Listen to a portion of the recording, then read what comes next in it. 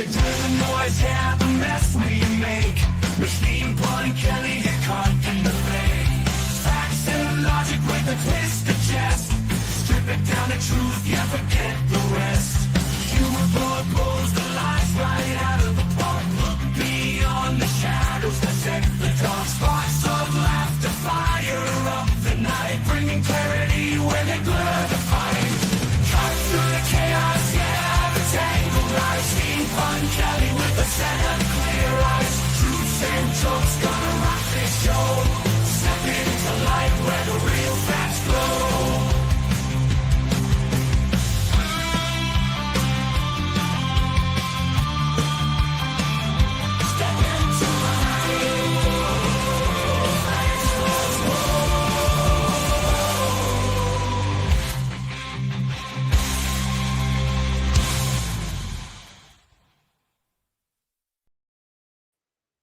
Well, welcome back to the Pun Show. I was on a brief hiatus last week for various reasons, which I don't need to go into, but mostly I was trying to not go insane. It gets so crazy. Like, it's just every day is like a whole other level of insanity. And like, today he's sitting there talking about journalists that don't give positive coverage to the Iran war should be charged with treason. Did you hear that one, Kitty? Like, it's just insane where we're at. Hey, we got a early visit from Rainbow Kitty. Got my two of my three favorite kitties. My other kitty's sleeping on my bed right now. But how you doing, Rainbow Kitty? And Resistance Kitty. You're both RK too. I just realized that. It couldn't be more perfect. So anyway, hope everybody's doing well. I've got a couple of things I wanted to talk about. One of the things what I was just talking about is just how insane it is that they're actually, you've got the car sitting there threatening broadcast license of networks that aren't putting a positive enough spin on Trump's illegal war. And Donald Trump acting like that's not going far enough. They should be charged with treason. They have gone so far off that Ron Johnson even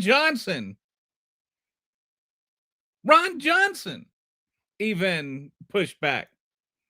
By the way, Kitty, did you ever notice that if Ron Johnson and Daryl Issa got married and took a hyphenated name, their last name would be Issa Johnson? Daryl and Ron Issa Johnson. Your mind. I love it so much. My wife would probably be mad at me for that one. Anyway. I want to meet your wife one of these days. So when we have a meeting, we need to connect because I think I'll really like her. I think she reminds me a little bit of my Jim, my husband, because he's a lot like hers, like manners and all of those things. So I think that they would get along very well. They probably would. Yep. Now I have to ask, you have terrible ADHD like I do. Actually, I don't have ADHD. I got tested. I am an expert, and I'm telling you, you do. Okay. Well, my wife has been diagnosed with it. My wife was diagnosed with it, and she wanted me to get tested for it, and then I didn't. You know, you totally have it. You tell her that I said I gave you that diagnosis because I'll let her know. It's hilarious, and I love it. I do too. And I own it. I was just curious. Jim is not ADHD. He's neurodivergent, but he lives in a house where all of us have it. And I feel like there needs to be special support groups for those people. Now, I am slightly dyslexic, and that has its own case of like it causes people to create their like to have their own mental dynamic with the world. I don't think it's considered like neurodivergent or anything, but you tend to be more big picture if you're dyslexic. Anyway. So every day is an ordeal. I hate how unsurprising all of these horrible things are. It's just, can you imagine? I mean, like, I get tired of the whole, can you imagine if Biden did this? But like, can you imagine if Biden had threatened Fox Network because of something Fox News said? Can you imagine the meltdown from the right? Degeneracy. Is that for or against degeneracy? I don't. So I don't recall Carl. Do you recall Carl, Ketty? I don't recall Carl. I don't know if he's pro or anti-Trump. 530 countries have made yawn deals. You know, if you look to the future, you look yonder. Okay. That was a terrible pun. Oh my God. I have ADHD as well. It's fantastic. My child is my ADHD is a pain sometimes. I am exhausted. Same here. I think with this whole thing that Trump is doing, and I'll get into the first slideshow I'm going to do is the wag the dog. All the stuff we're not talking about. It's almost like you need ADHD to keep track of the insanity at this point. Like if you try to focus on one thing, then you like miss all the other stuff. Juan's brother's name is too, but you know, you forgot about their other brother named Trey. Trey, get it? MAGA threw a tantrum because they contacted social media to ask them to remove misinformation, and they weren't even the government.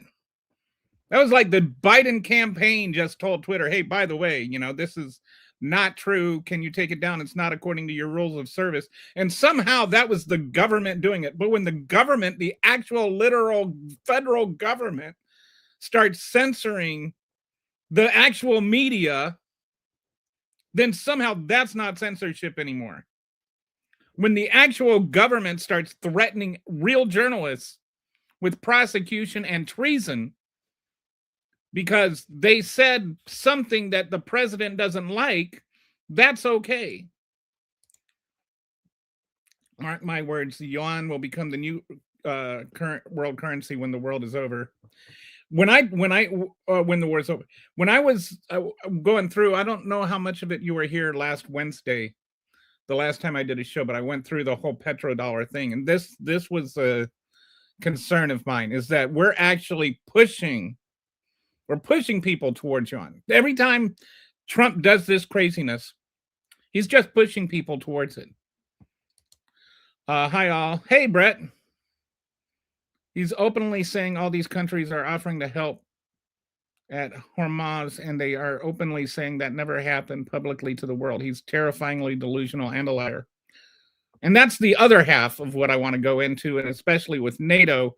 This notion that Donald Trump seems to have, that because he unilaterally decided that America was going to war, illegally, unilaterally decided that America was going to war without even consulting Congress, now he wants to act like the rest of the world has to like get on board with him too. Like he gets to decide. He literally thinks he's not just king of America, but he is king of the world. Like he decided we're going to war with Iran, so every nation in the world has to get on board with it. That's his mentality. He is a kook. He's an absolute kook. He was always dumb. Now he's stupid, or now he's deranged too. He is a deranged kook. Absolutely deranged kook. Hi, Brett. Hi. So everybody's doing their greetings. It's everybody. Hey, the gang's all back together. We got Rainbow and Brett and Resistance, Kitty. We got banned for saying the COVID vaccine doesn't stop you from getting or spreading it. That never happened, and it's not the government that did it anyway. So I don't really get what your point is. That literally never happened. Nobody got banned for doubting the COVID vaccine. And by the way, the COVID vaccine works. We're not going to go into it. We're not going to have a big stupid debate about an argument you've already lost 150,000 times. So go ahead and just leave or do whatever you want. But we're not going to debate your stupidity here. Had a guy on Twitter today sitting there saying that he got COVID and that just proved that natural immunity works. Like this whole mentality that getting COVID is the best way to keep from getting COVID. And that I can't, like MAGA is like so stupid. Like there's levels of stupid and then there's MAGA.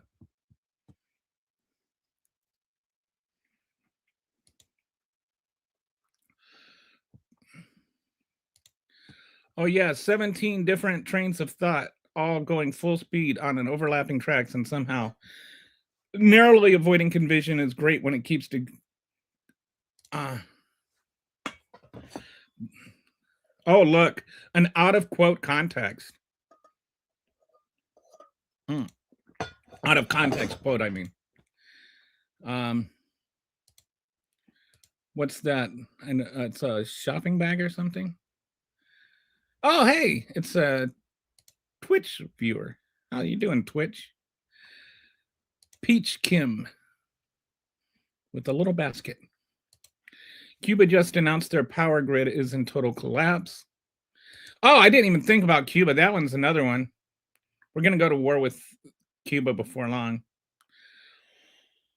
6 years ago, it's like it only happened 6 years ago, and it's like the 40 longest years of my life.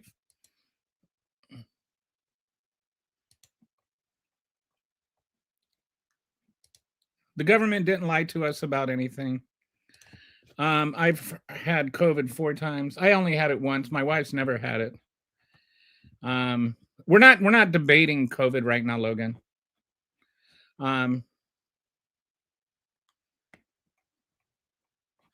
So let me go into the first section, wag the dog. Because I've noted it's almost like it's calculated kind of stupid. Like every time he starts losing on one front, he comes up with a whole new deranged thing to do. And that whole new deranged thing to do distracts us from the last deranged thing he did. All right. Now, for some reason, when I was generating the slides, I couldn't get the first slide to look pretty. So the number one thing, a free shout out to whoever guesses what the first thing is that this is distracting from. I know Kitty's got it. Anybody want to know? There we go. The Epstein files. It's the Epstein files.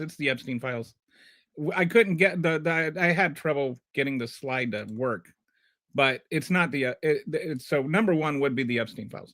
But yes, I don't think it is a coincidence that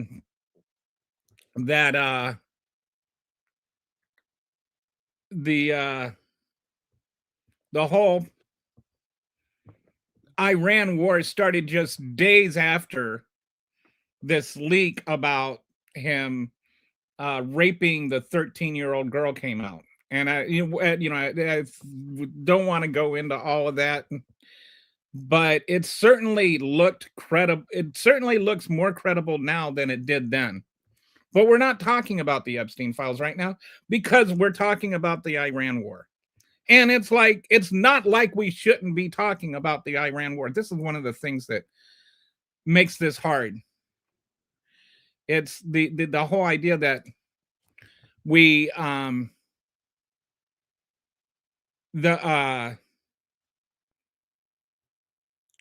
you're being distracted from this. Keep your eye on the ball. Or like there's only one thing we should be focused on. And there's just too many things that we should be focused on. We are at war with Iran. Gas prices are going through the roof because of it. We're destroying our international credibility because of it. All these things that are just true with Iran, all of these things are important, but so is the fact that the president of the United States was credibly accused of raping a 13-year-old girl, and it was followed up 4 times by the FBI, and we still don't really understand why they just decided to stop looking into it. Am I missing anything, Kitty, or is there? So, okay, she's shaking her head no.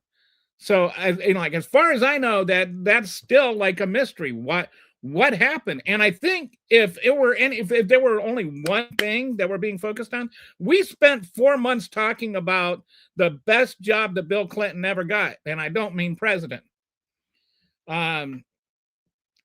We spent 4 months talking about that, and without, like, every day, it was the only thing anybody talked about. Monica this, Monica that. The poor girl's name became a verb. I'm not trying to shame her or anything, but the media just focused on that. She was a consenting adult, at least.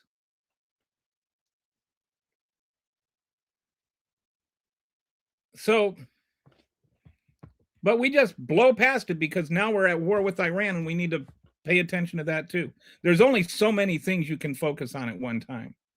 All right, so what's the next thing? The tariff refunds. And which goes along with okay. So the court ruled that Donald Trump, his tariffs were illegal. His tariffs, that started all those trade wars, that jacked up prices, that amplified the affordability crisis. We had like less than a whole news cycle on that. That was unconstitutional. He literally stole. How much money did? This is actually a good thing to look up. How much money did Trump's tariffs generate? $195 billion. He stole $195 billion from American taxpayers. That's another way to look at it. He illegally taxed American taxpayers almost $200 billion.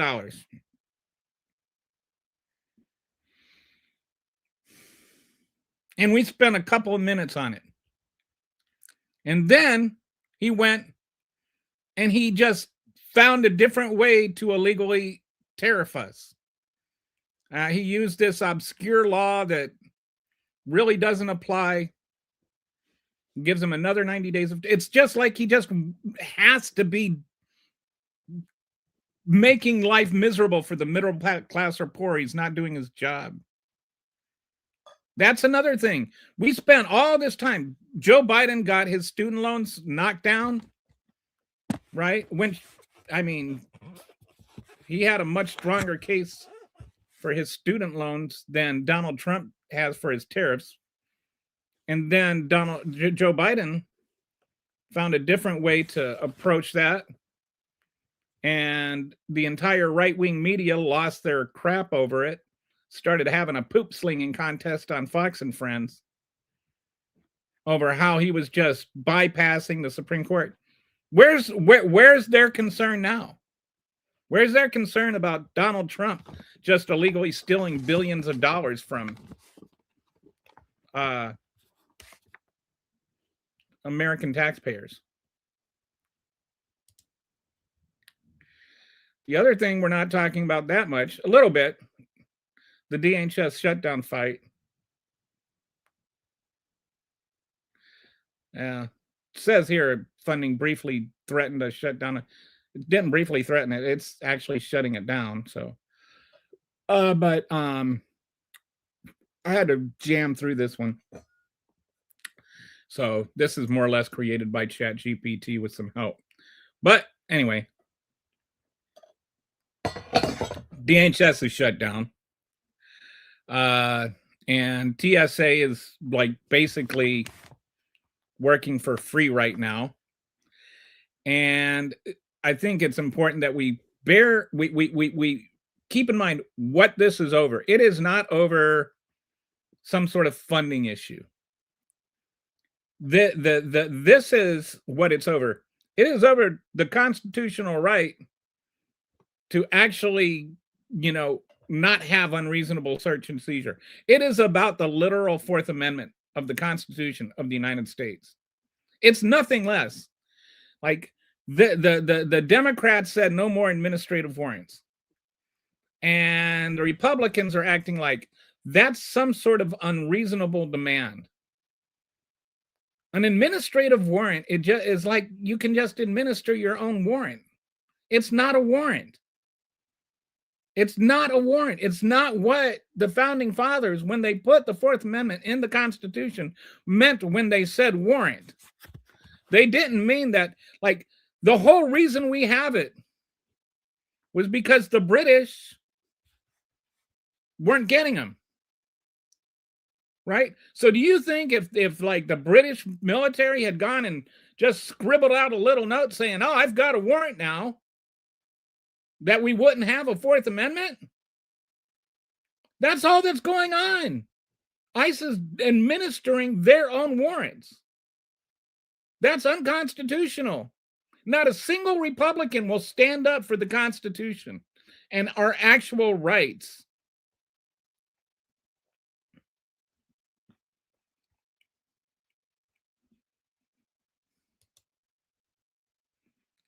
All right, let me take a break here and look at some of these comments.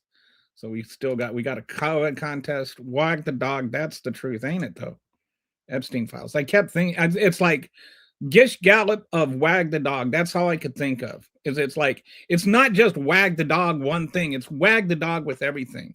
That poor little dog is getting wagged all over the place.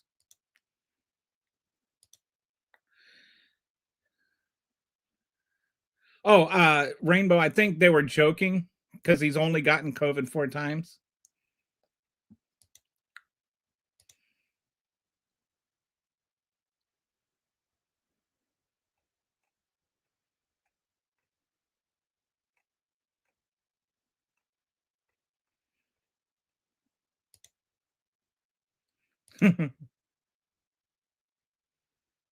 I hate the TSA, all the money and touchy feeling. They still haven't stopped. They actually have stopped terrorist attacks. Why do you think we didn't have to take? Why we had to take our shoes off all that time?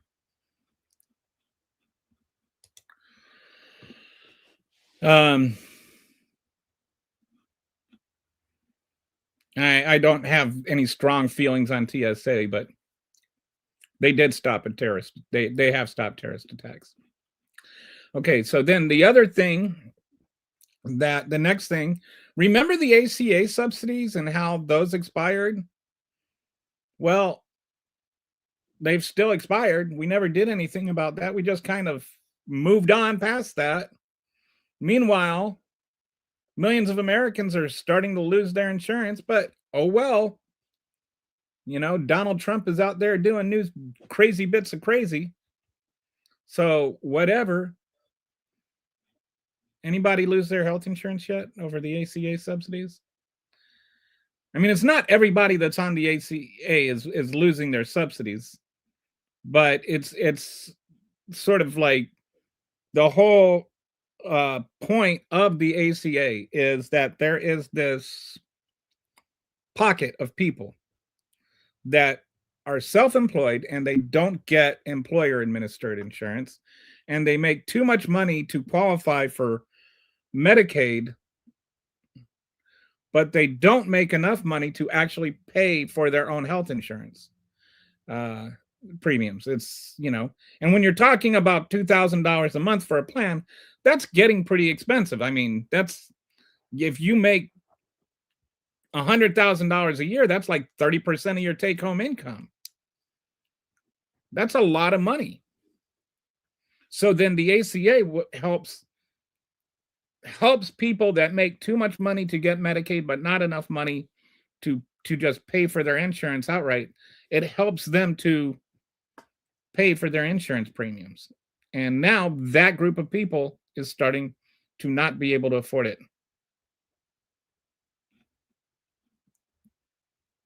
ACA handouts? No, there's no such thing as an ACA handout. I don't even know what that's supposed to mean. Is that just like rhetoric? Like, really, what it is it's ACA handouts is for people. I think I just explained it pretty clearly. They definitely need to overhaul the healthcare system so that the American taxpayers aren't paying for everybody else's healthcare. What is it that you mean when you say American taxpayers aren't paying for everybody else's healthcare? Do you realize, Gary, that every single family that gets ACA pays taxes? Like, American taxpayers are getting the ACA. You seem to think that this is two separate groups of people. You know, people that have ACA and taxpayers. They're the same group of people. Everyone, like, you literally have to make a certain amount of money and pay a certain amount of taxes in order to qualify for the ACA. If you don't make enough money, you can't get the ACA. If you don't pay enough in taxes, you can't get the ACA. It is literally impossible, unless you're like a kid and your parents are, but it's literally impossible to get ACA benefits without paying taxes.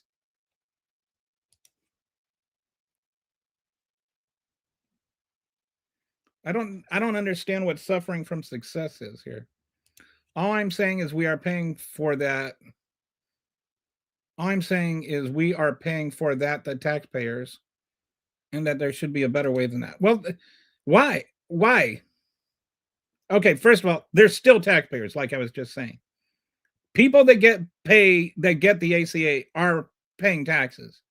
But this is another thing that why is it that we are so appalled at the idea that our taxes could go to help poor people or help people that don't have as much money, or in a lot of cases just simply don't have a job that provides healthcare insurance?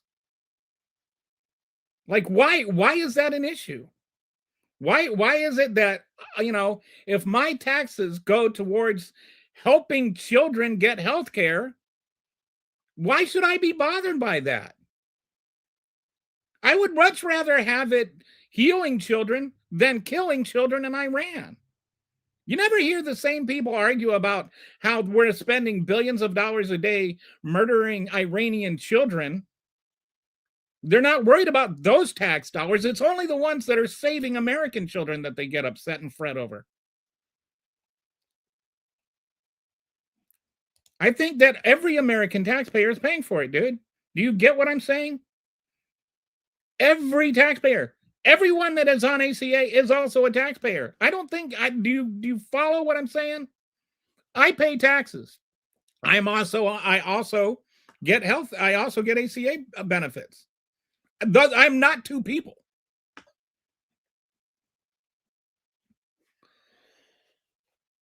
The government generates no income.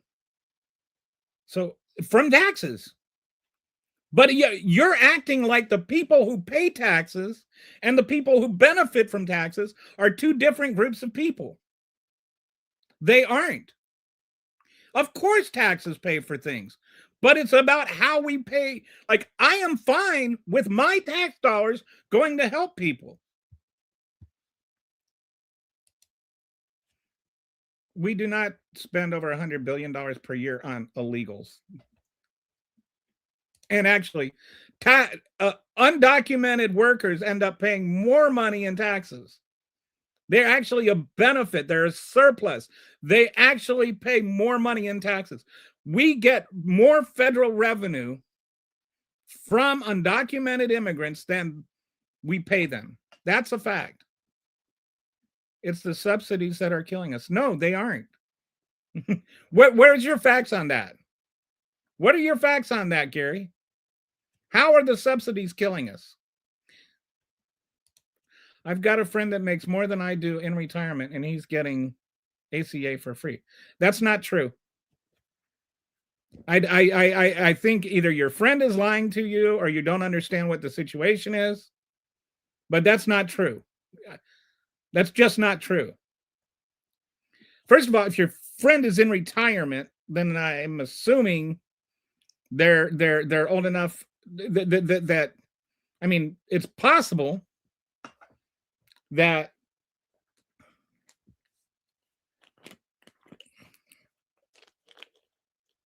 okay, there's so many ways to go with this. In order to get ACA for free, I think you have to be making less than like $20,000 or like $30,000 per year. It's like between $20,000 and $30,000 a year, depending on what state you're in or something. You can't be making that much money and being on ACA, and you have to be making more than enough. You have to be making too much to qualify for Medicaid.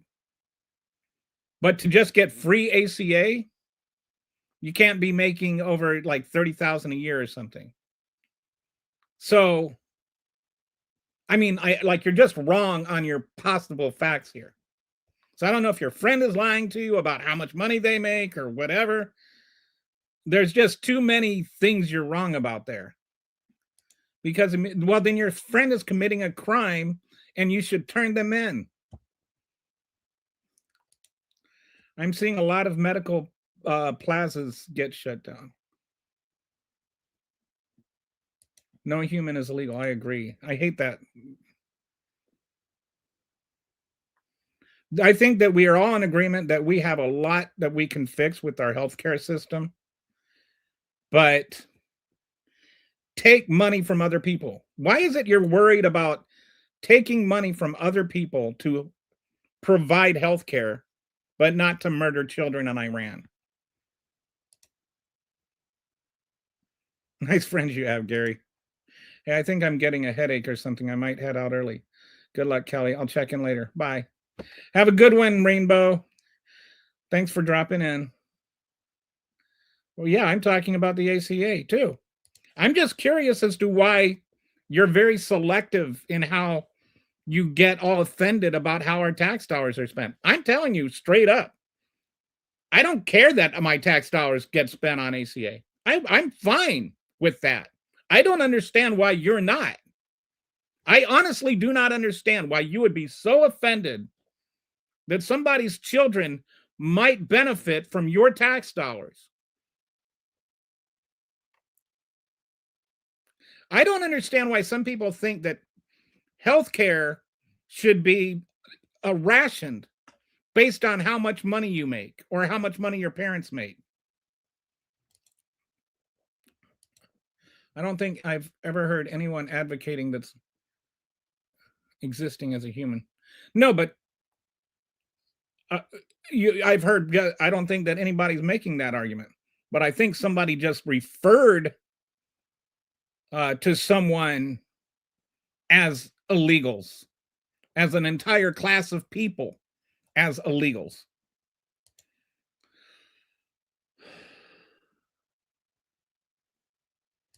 Illegals are as in people who aren't here legal.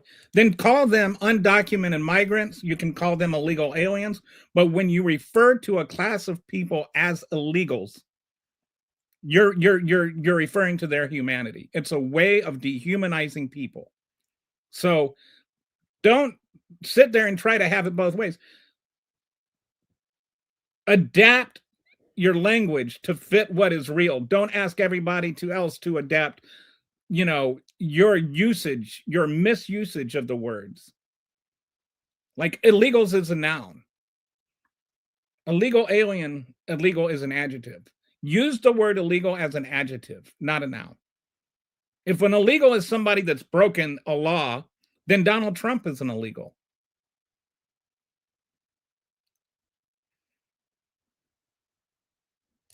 There should be a better way than taking money from others to pay somebody else's way. Why? Why should there be a better way? Why? I don't understand the logic. I mean, that's a a strong statement, but what is your moral grounding for saying that?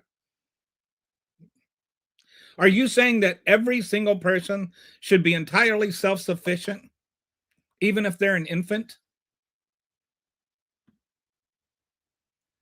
And if they are not entirely self-sufficient, whose responsibility are they?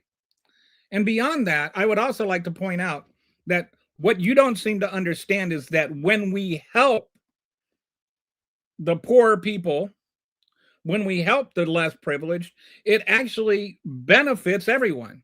There's something called a multiplier when we spend our tax dollars, okay? A multiplier means that when you spend $1, it's not just $1 that is being spent. It's $1. So like, let's use food stamps or SNAP benefits as an example. When you spend $1 in SNAP benefits, you give this family $1 in SNAP benefits. Then they go and they spend that dollar at the grocery store. And if you have 5,000 people in this community that all get SNAP benefits and they all go to that same grocery store, then that's 5,000 people getting, $200, $300 a piece to go spend at that grocery store, which that means that now there is what, 10,000, 10,000, what, 5,000 times 200, $100,000 a month that gets spent at that grocery store, right? All of these people that are shopping at that grocery store. That means that money they spent, that's food that the grocery store makes a profit out of. That also means that that's people that have to restock those groceries. That's people that work at the register that have to check those people out. That's all that money is creating jobs. And then all those people that got jobs, they spend money. And then the money they spend is also creating jobs.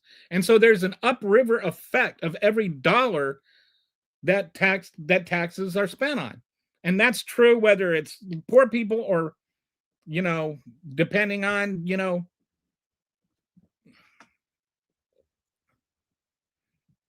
like Elon Musk or whatever. Every dollar that's spent, there's something called a multiplier effect. But the poorer you are, the poorer the recipients of those tax dollars are, the greater the multiplier effect.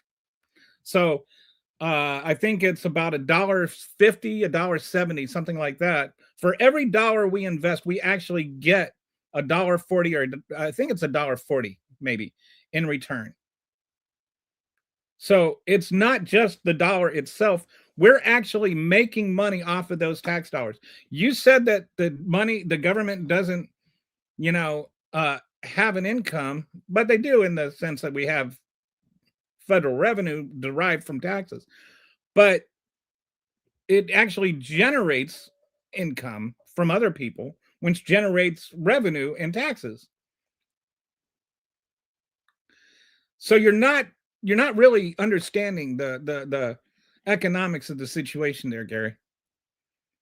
Actually, you do benefit personally, maybe not directly, but indirectly, you benefit from that because, people in your community benefited from it. And that means jobs get created, which means in one way or another, you're getting a benefit from it.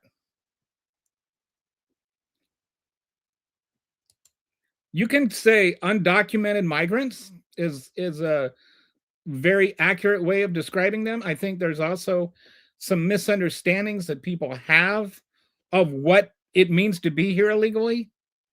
I think that there's a lot of jargon that gets thrown around, and a lot of it deliberately to mislabel people. Asylum seekers are not here illegally, for instance. Most of the people that Donald Trump calls illegal are not illegal. Most of the people that Donald Trump calls illegal are just asylum seekers or refugees. And the only ones that get any kind of tax benefits are those people. No illegal alien, no undocumented migrant gets any assistance from the federal government. I think there are a lot of better ways than what we're doing right now. I think all of them, one, this is another aspect, Gary, that you need to consider. Sometimes the government does things better than private industry does. Because private industry, their goal is to make money. So what if we had a healthcare system? Just stop and think for a second. What if we had a healthcare system where the only goals were to A, provide healthcare, and B, provide that as efficiently as possible. Not so that they could make money on top of it, but so that they could provide the best healthcare to the most number of people at the cheapest price. Wouldn't that be great? And it, the current system we have is not doing that. It's not even close. And it has nothing to do with the ACA.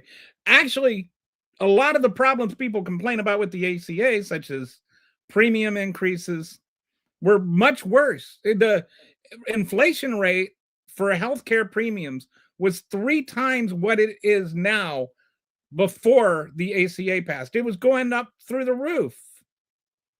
But people don't understand their history, or they don't want to know. We have the least efficient medical system in the world, at least among all the major industrialized countries. We are the worst when it comes to providing efficient, effective healthcare to the most number of people. So yeah, there's a lot better ways to do that. My brother is he used to be the director of BAMC, the CEO of BAMC. He's actually got a PhD from Wharton. He specializes in healthcare economics, and he's got some ideas that I think are good. I think that we need to look at doing things in a way, like, I'm not quite on board with Medicare for all, because we just do not have the infrastructure in place to switch to that overnight. But I think that there's maybe something we could start there, like have a baseline Medicare for all, and then we have like the Part B, Part C, Part D, whatever, like the supplemented Medicare for all, to where you could buy private insurance to supplement public insurance, to where people that needed basic care could get it. But then if you had more money and you wanted to buy premium insurance, you could do something like that. I think I'm kind of fit. Like, that's where I'm sitting right now. And then as we develop that system, develop that infrastructure, we could work more and more towards a single payer system. But yeah, I definitely think there's a better way. I don't think that the ACA is the best way. And I certainly don't think anybody ever thought it was the best way. But it was always meant to be a stepping stone, Gary.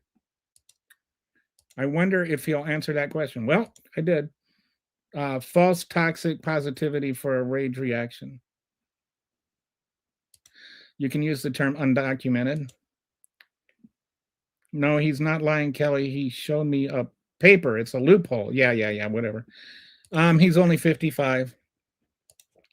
AI just told me we spend $150 billion on people who aren't here legally. I don't know what AI told you. I ask AI how much money undocumented migrants pay. I don't know what here. I'll do it for you.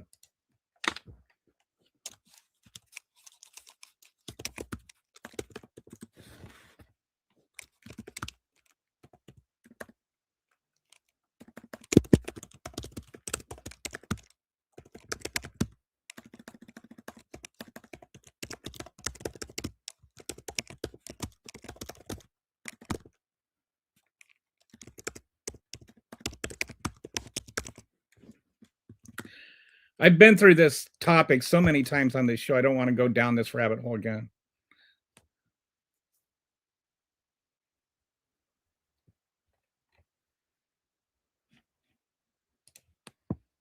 Okay, are they?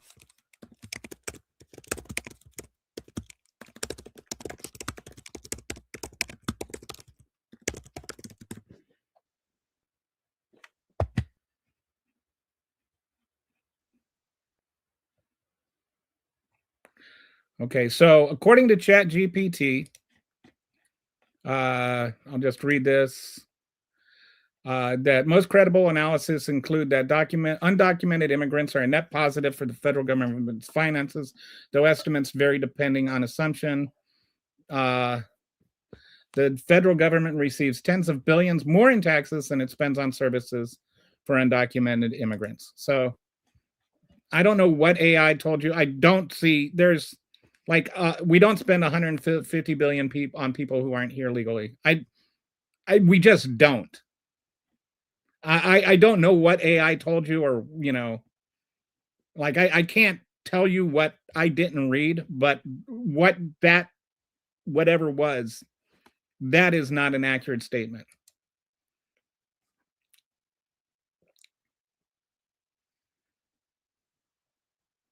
Yes, you make income, but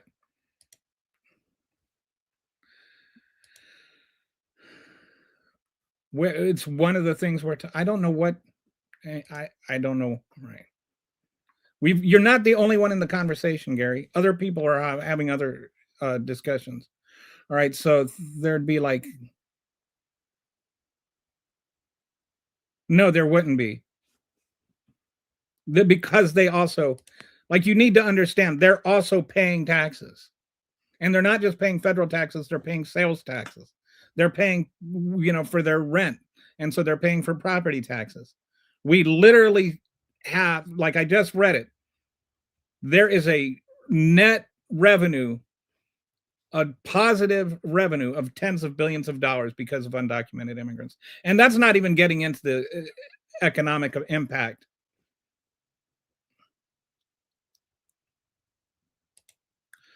Gary confuses the First Amendment with rebuking of his bad opinions. I can say what I want. I haven't said you can't say anything. If that makes you feel better, put me down and go ahead. My name isn't Champ.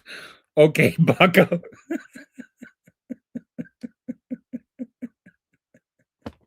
Okay, that was a good one, Prof. I'll give you that. All right.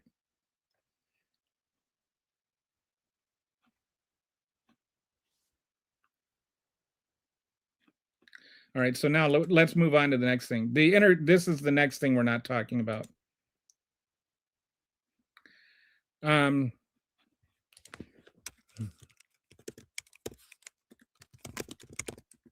So anyway, we stopped talking about the ACA. That was the point of that. Not that we spend the entire show talking about the ACA. It's one of those things that stopped getting talked about. Whether you agree with it or not, Gary, it's still a thing. And millions of people are still losing their health insurance. Then remember how we invaded Venezuela and kidnapped their president? Like, somehow and now we run their oil. It's like we haven't even nobody talks about Venezuela anymore. It's like we illegally went in, kidnapped the president of a country. I know he's a bad person. I'm not saying he's not a bad person, but we still did that. And these things matter. It doesn't matter that he's a bad person. It doesn't. Because anybody can just say Donald Trump's a bad person. Send their military in, capture him and Melania, and take them off to go face trial in, whatever country. You can't just do that.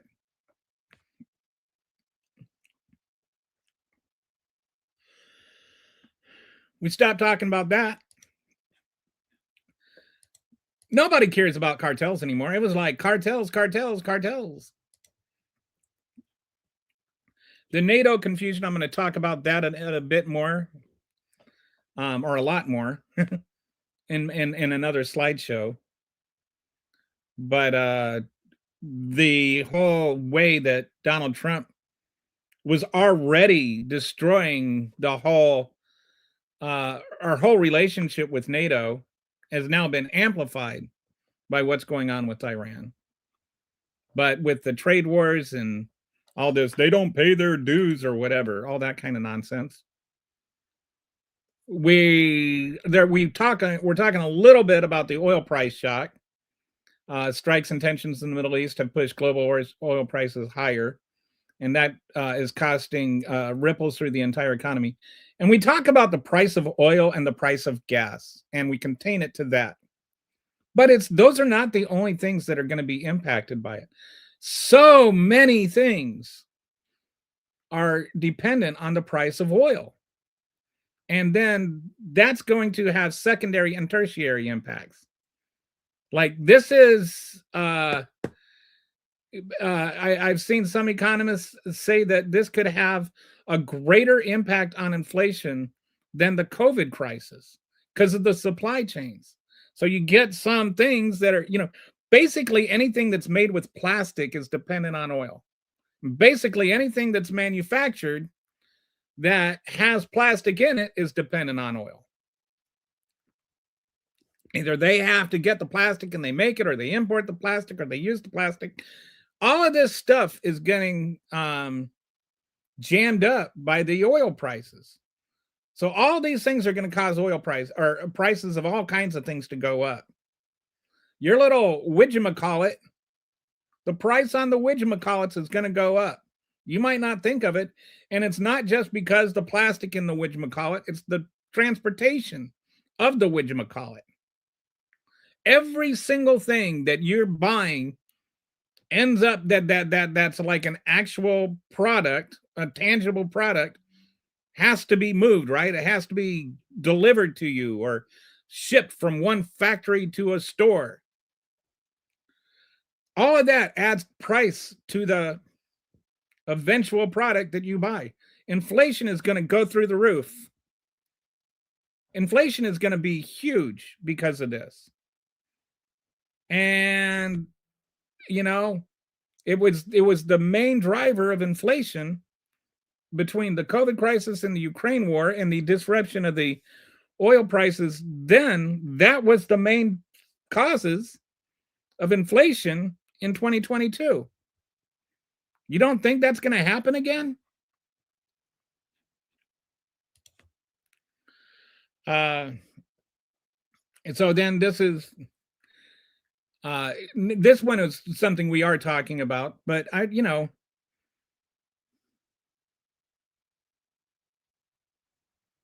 large portion of the world's oil passes through the Strait of, sorry about the typo there. Military tensions threaten global shipping routes. So Donald Trump insists that they knew that this was going to happen, and the administration is all very, very apoplectic that anybody in the media would suggest they didn't know that this was going to happen. Meanwhile, they just completely ignore the fact that it's happening. What are you doing about it? If you knew what was going to happen, why didn't you plan to stop it? Like, that seems to be a pretty obvious question. That's like if your defense lets Pat Mahomes tear you apart for 500 yards and 5 touchdowns, and you say, yeah, we knew Pat Mahomes was going to be a problem, and then you didn't do a single play to stop Pat Mahomes. Like, I don't care if you knew that it was going to be a problem. If it's not in your game plan to defend it, then you might as well not know that it was going to happen. So this is just talking. That's all they do is talk. Everything that the Trump administration does is talk. And they talk about action. The only actions they have are illegal. What are you doing about the Straits of Hormuz? Donald Trump doesn't even call it the right thing. He calls it the Hormuz Straits. He's such a stupid person. A legitimately stupid person. Oh, but he's a millionaire. He's rich. Yeah, well, not because he's good at business. And then lastly, the cartel narrative. Remember when the cartels Like they were like literally coming here to commit mass murder 2 months ago. Well, in December anyway. And everything was cartel this, cartel that. Now, can't even hear them say the word cartel. I think maybe somebody said the word cartel one time last week. But nobody cares about the cartels anymore. Used to be, oh, that was all that mattered. Cartels, cartels, cartels. So anyway, this is my point. That they wag the dog with just one narrative after another, one bogus thing after another. And then ignoring the real things because they've got the bogus things. And then they don't care about the one bogus thing after they, finish with one bogus thing. What happened in the trial with Maduro? Remember how that was going to be a big deal? Still don't even know what he's been charged with. Apparently his wife did something illegal like 20 years ago. And he's an accessory.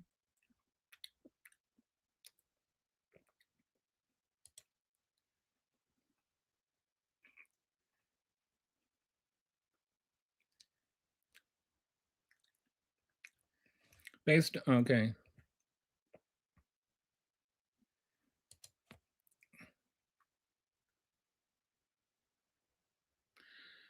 Logan, I'd really advise you look into what's going on with the USPS.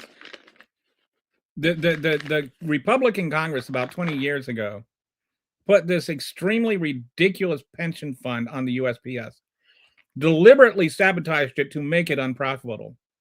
Before that, it was profitable, and it was the bane of the Republican existence. No, and also there's some other things that have come up since then, such as like this little thing. I don't know if you're aware of it. There's this thing called emails, which really affects not sending as much stuff through the mail.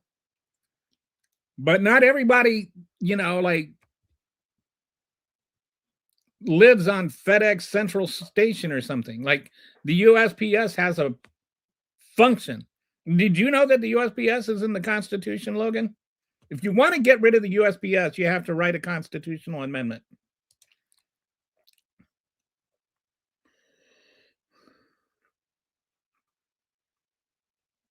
NASA is not in the Constitution.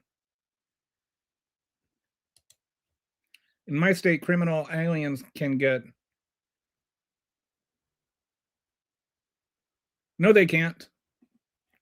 They can't do that in your state. And I think there's some misunderstandings you probably have. But criminal aliens, I love the way, criminal aliens. Yeah, George, criminal aliens. You're upset about criminal aliens, but not criminal presidents. Criminal. It's like all these criminal. They got to throw the word criminal in. But they're not racist.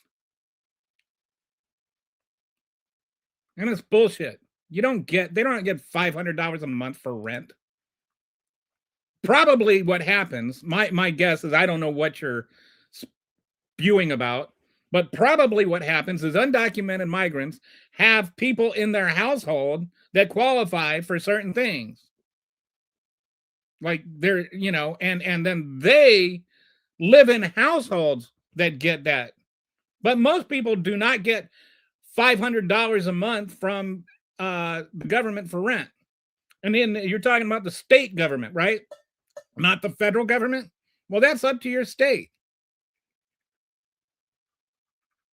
Has nothing to do with the ACA or the federal government.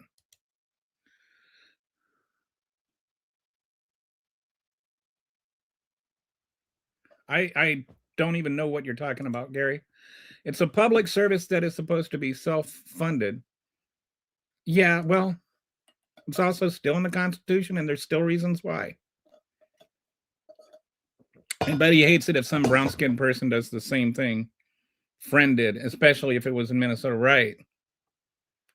Why is it that they never complain about the $14 billion of fraud in Texas?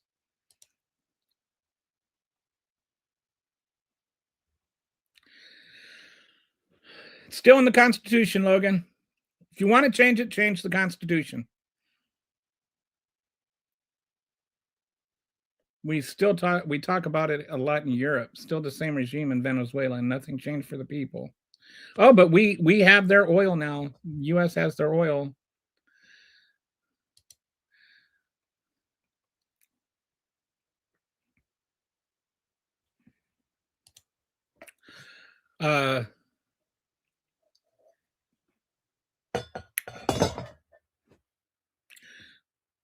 Private industry doesn't deliver up to all addresses charged for rural areas. This is the point, Logan, that you're missing. Is you can talk about, private businesses doing certain things, but private businesses will only do things that are profitable for the private business. Some things are not profitable. You know what's not profitable? Highways. Nobody's going to make money off of highways. Imagine if you had to pay a toll, not just for highways, but city streets. What if you had to pay the fire department to come over to your house and put your house out? The whole point of the federal government, not the whole point, but a big part of it, is it allows it helps things that aren't profitable for the business, but are positive for the people. I mean, again, the USPS is in the Constitution. Did you know it's in the Constitution? Oh, we got criminal press. Sorry. Yeah, we've already explained why they're horribly in debt. It's because of this stupid pension thing. Look it up.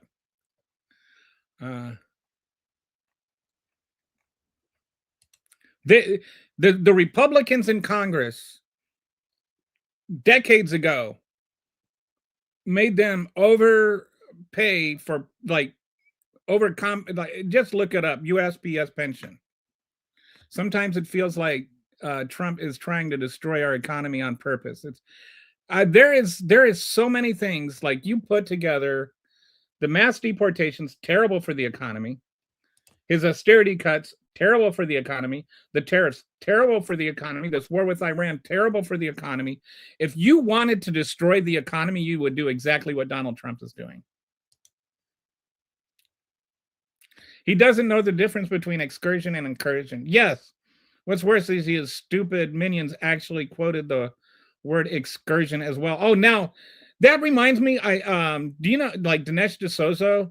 There was one time where Dinesh D'Souza, where Donald Trump pronounced Thailand, Thailand. Do you remember that, Kitty? He pronounced the word Thailand, Thailand, like chicken thighs. And then Dinesh D'Souza went like on a 4-day defense, saying everybody else in the world pronounced it Thailand. Like they will just defend anything he says, no matter how stupid it is. They will just like run and he meant excursion. This is just an excursion. Like the 7 or 13 American soldiers have died in an excursion.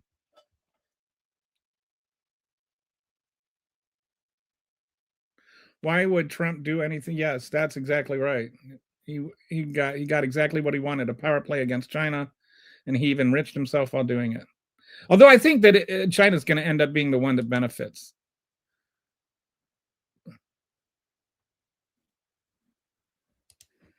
Oh, so Logan's having some thoughts. That's good. Logan, USPS has been sabotaged for political voting advantage. Like look up the whole right, that and that was deliberate. Like if the amount of money they're being told they have to pay in pensions is way beyond what any private business would be. Like it's insane.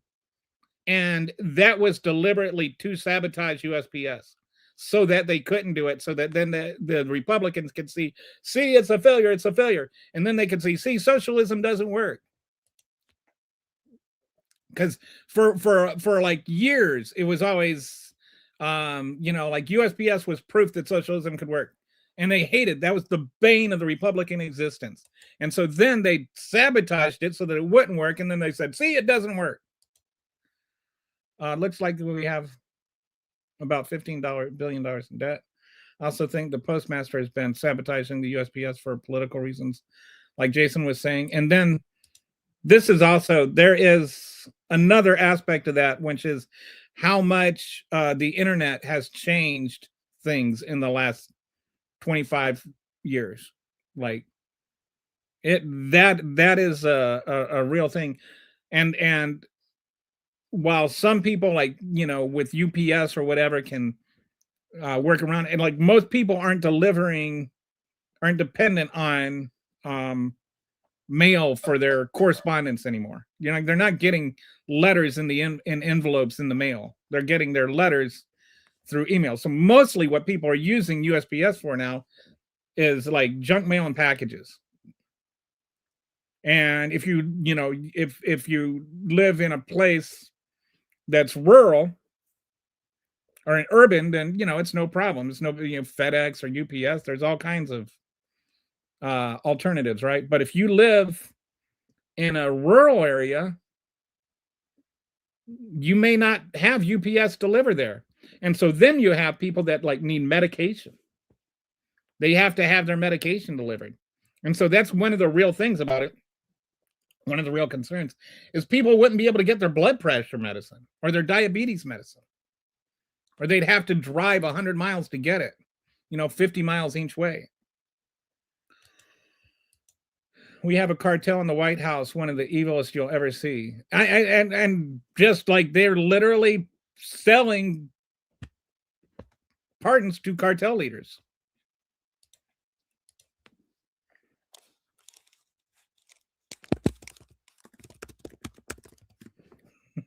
All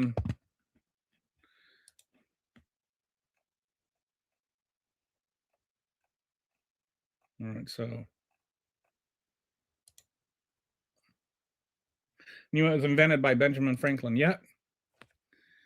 And I mean, for like, that was like for like 200 years, it was the pride of America, come rain nor hail nor sleet nor snow.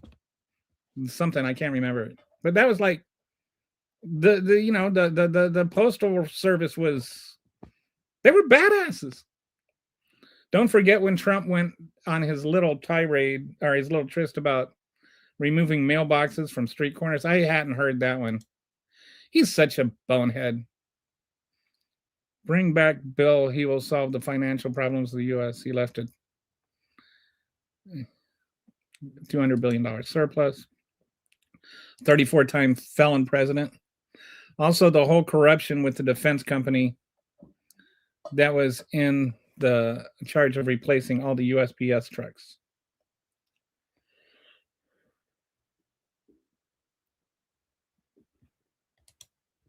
They have programs on YouTube that shows you literally nothing. It's called the Poor on Paper Loopholes. I mean, you can see a lot of things on YouTube. I would love to be proud of the Postal Service again. I file several claims a year on lost items, and it never covers the full amount. That is one. They are called. Yes, illegal aliens is a term used for certain people. But I think you also need to understand a lot of the people that Republicans refer to as illegal aliens are not illegal aliens. Asylum seekers are not illegal aliens. Refugees are not illegal aliens. People that came over here on TPS are not illegal aliens. Most of the people that Trump refers to as illegal aliens or illegals or invaders, they're none of those things. They're just people trying to not die. The only time I ever lost a package was UPS, not USPS.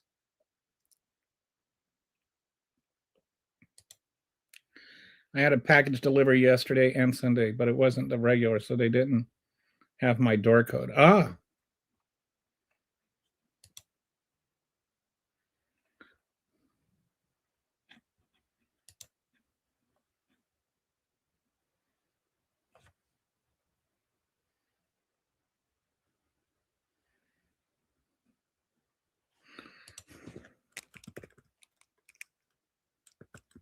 So, all right, I need to get an intermission card.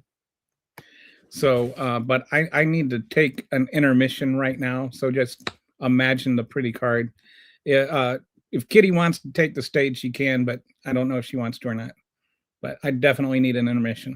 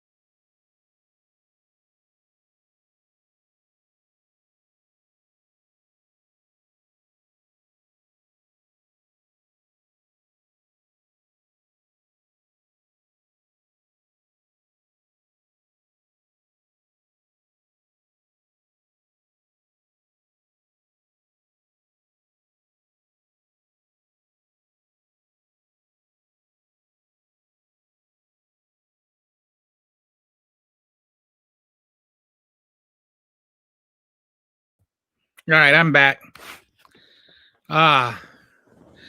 Man, UK. And it's like so many things are so much better in Europe, and we're too stupid to acknowledge it. Or at least Republicans are. I lived in England for 3 years, but I was kind of in elementary school then. Lived in Italy as an adult.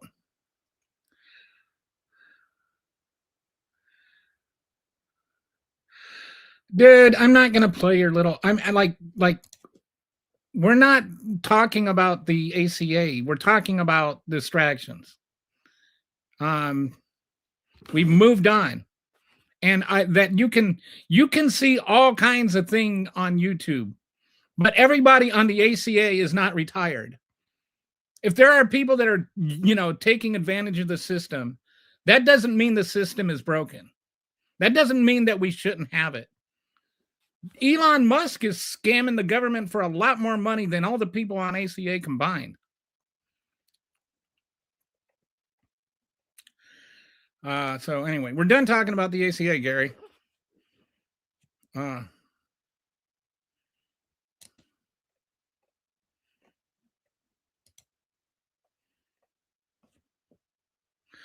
Our postal service is twice as old as the U.S. The government privatized it now. The private postal is the worst service ever. They are cheaper because they do a bad job. That's the thing. Every that's the problem with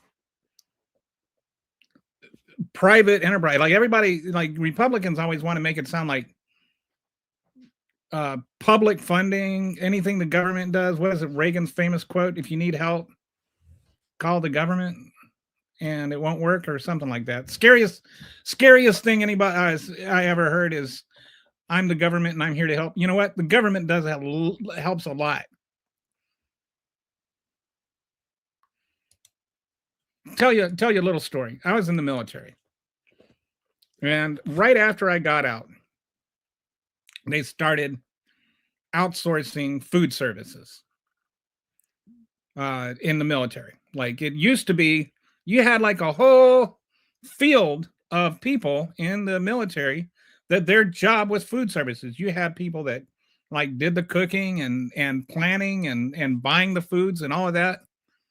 And I was friends with one of the guys that ran the kitchen in Italy. Well, he ran the dining facility, they called it. And he would manage money and stuff. And so he would, every 4th of July, he'd make it so that the day before, I think it was like the day before, on the 3rd of July, he'd make it so that everybody got like steaks, like really good prime steaks. And he would plan the whole year around how to pinch money here, pinch money there. And the food was good. The food was always good. But he'd still always find a way to make enough money that everybody could have steaks for like a 4th of July celebration meal. And the food was good. I mean, like it was legitimately good. And because what the amount of money that they made or that they were given is how much money they had to spend on food. And that's what they would spend it on food. They didn't have to spend it on anything else. Now it's all outsourced. And so they're trying to skimp as much money on food as they can, because whatever money they don't spend on food, they get to keep. So you get to give them, like for every $1,000 of money that was given to the dining facility before, they spent $1,000 on food. Now they spend, if they can get away with spending $200 on food, they do that. So I left right before this happened, and I had so many friends that were like telling me after I got out how fast the dining facility went down, like the quality of food. It was like high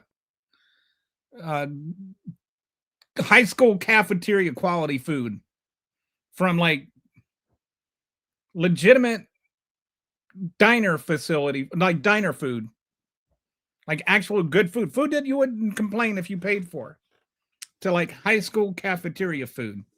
And like public high school cafeteria food, like the roadkill on cardboard pizza and stuff like that. So just because things are private doesn't mean they're better. That's kind of like one of those misconceptions they like to throw about.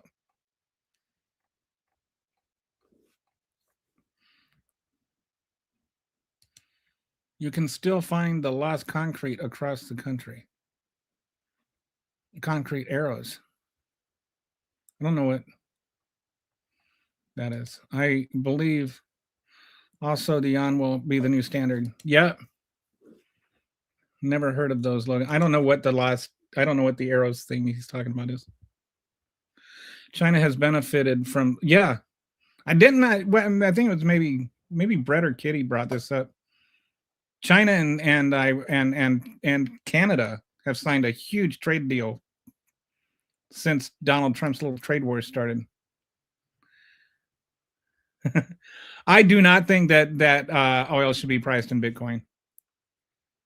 If I'm not mistaken, commercial flight of postage took place long before it was used to transport people. I think that's accurate. I do know that most pilots, most airline pilots, at least with my brother, my brother-in-law rather, he's a pilot, and he got his, you get your various licenses and stuff, but you have to fly so many hours before you can become a passenger pilot. And the way that they log those hours is through flying cargo planes.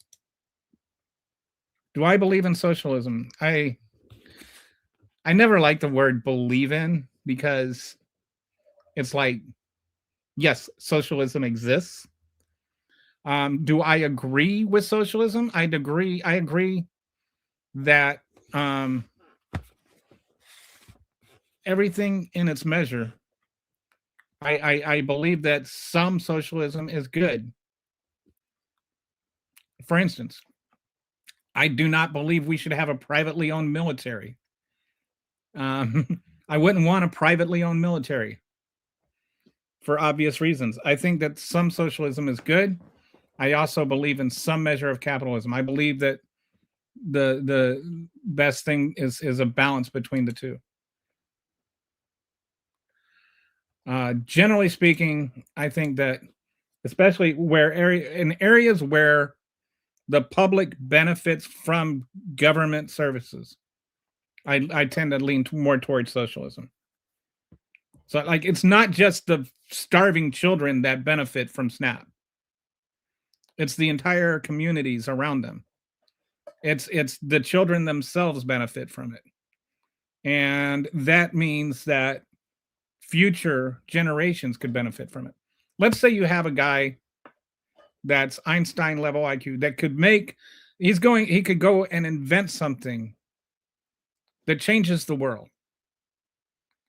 But he's, in Harlem or, some poor rural town in Texas. But he's brilliant. Maybe it's a she. Maybe it's the son of an undocumented immigrant. But they're brilliant. They're an engineer, and they've got in their brain the capacity to change the world. But in that brain, they don't have any food. And so they go to work, and they go to school, and they're just starving. They're just starving. And so they can't think. And so they never make the most out of what they can be.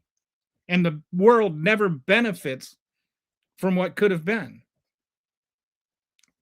So I think that we also have to look at it from that perspective.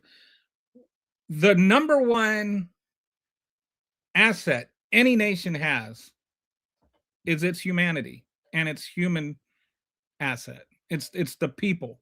And I feel like we need to develop those assets and protect those assets, just like we would protect our oil. And we would protect, our farmland. We need to also protect the human potential in every single child. And that means feeding them. That means making sure that they're able to think when they go to school and that they can learn. And I think that also means that every single child should be able to grow and reach whatever limits their ambition and their capacity will allow. So if there's a poor kid that has the potential to be a PhD, I think we should help them become a PhD. If they want to become an electrician, they should become an electrician. I think that we should develop every human being, every child in America, every citizen should have the potential to have the ability to reach their potential. That's what I think. And so if that makes me a socialist, I'm a socialist.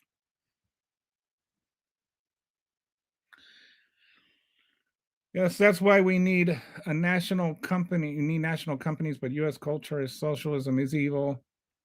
It's evil, the Antichrist. It's so stupid how the U.S. public and press see it. We do not have a very honest perspective on things. And, I've talked about this a lot on this show, that I don't think we actually talk about issues. We talk about pigeonholing and classifying and, this is what the Republicans say and this is what the Democrats say and, socialists or whatever, communists and blah, blah, blah, and blah, blah, blah, rather than just issues.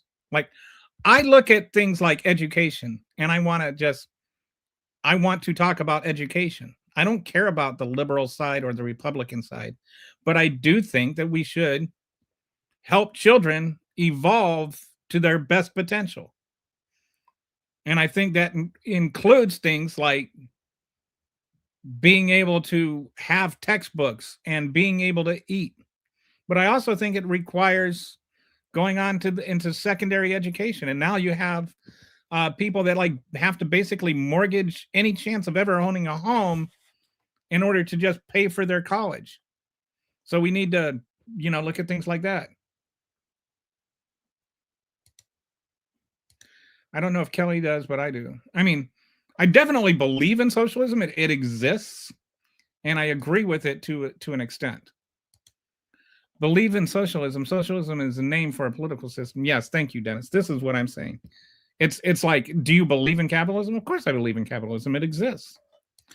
But I also believe in socialism because socialism exists. The one thing that really doesn't exist is communism. I have not seen any country that really actually is communist. Hey, get back here. You're not allowed to take a break. Well, tell that to my bladder. Kelly stopped talking to me because I disagreed with him on one thing. Okay, I did. I stopped talking about that one thing. That's all. There's something wrong with you. There's also other people in the chat. Cake break. So hey, I want to talk about this. This is a total. You guys know how I've been talking about.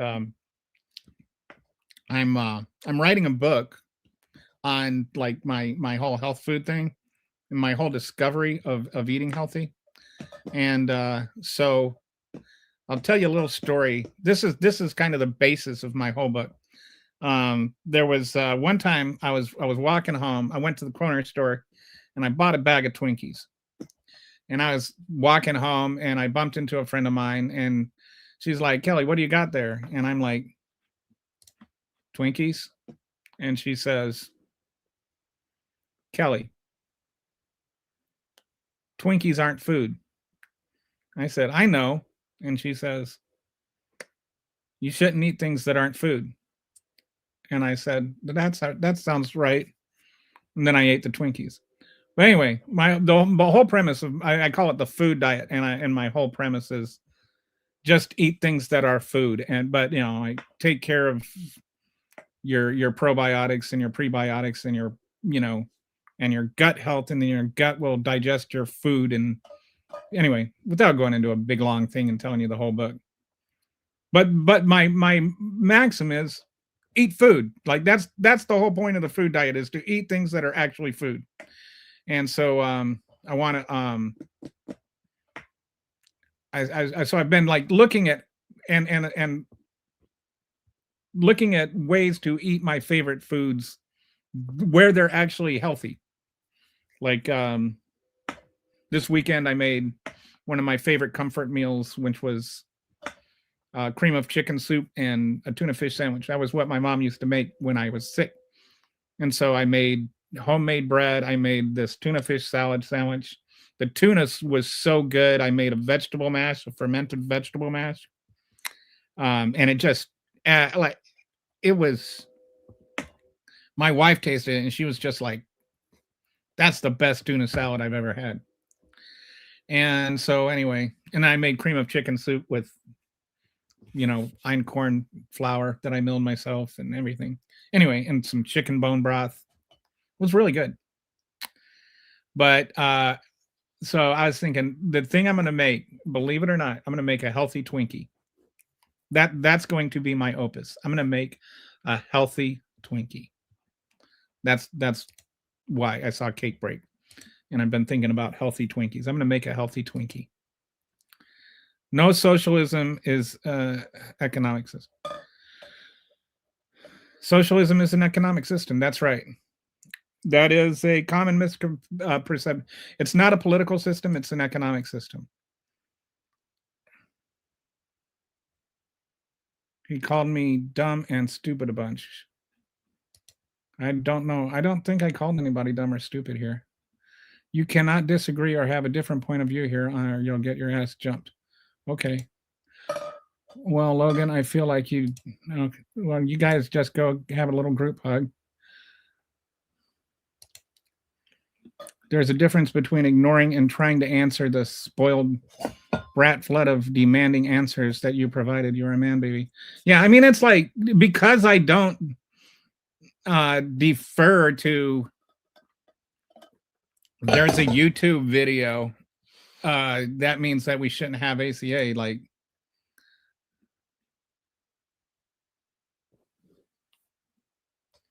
I'm practicing not ruining Thanksgiving with my politics in here.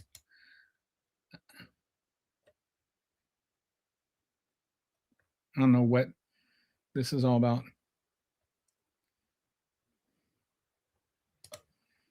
I think Gary blocked me. I can't see his comments. Okay. Elon scamming is different. I like rockets.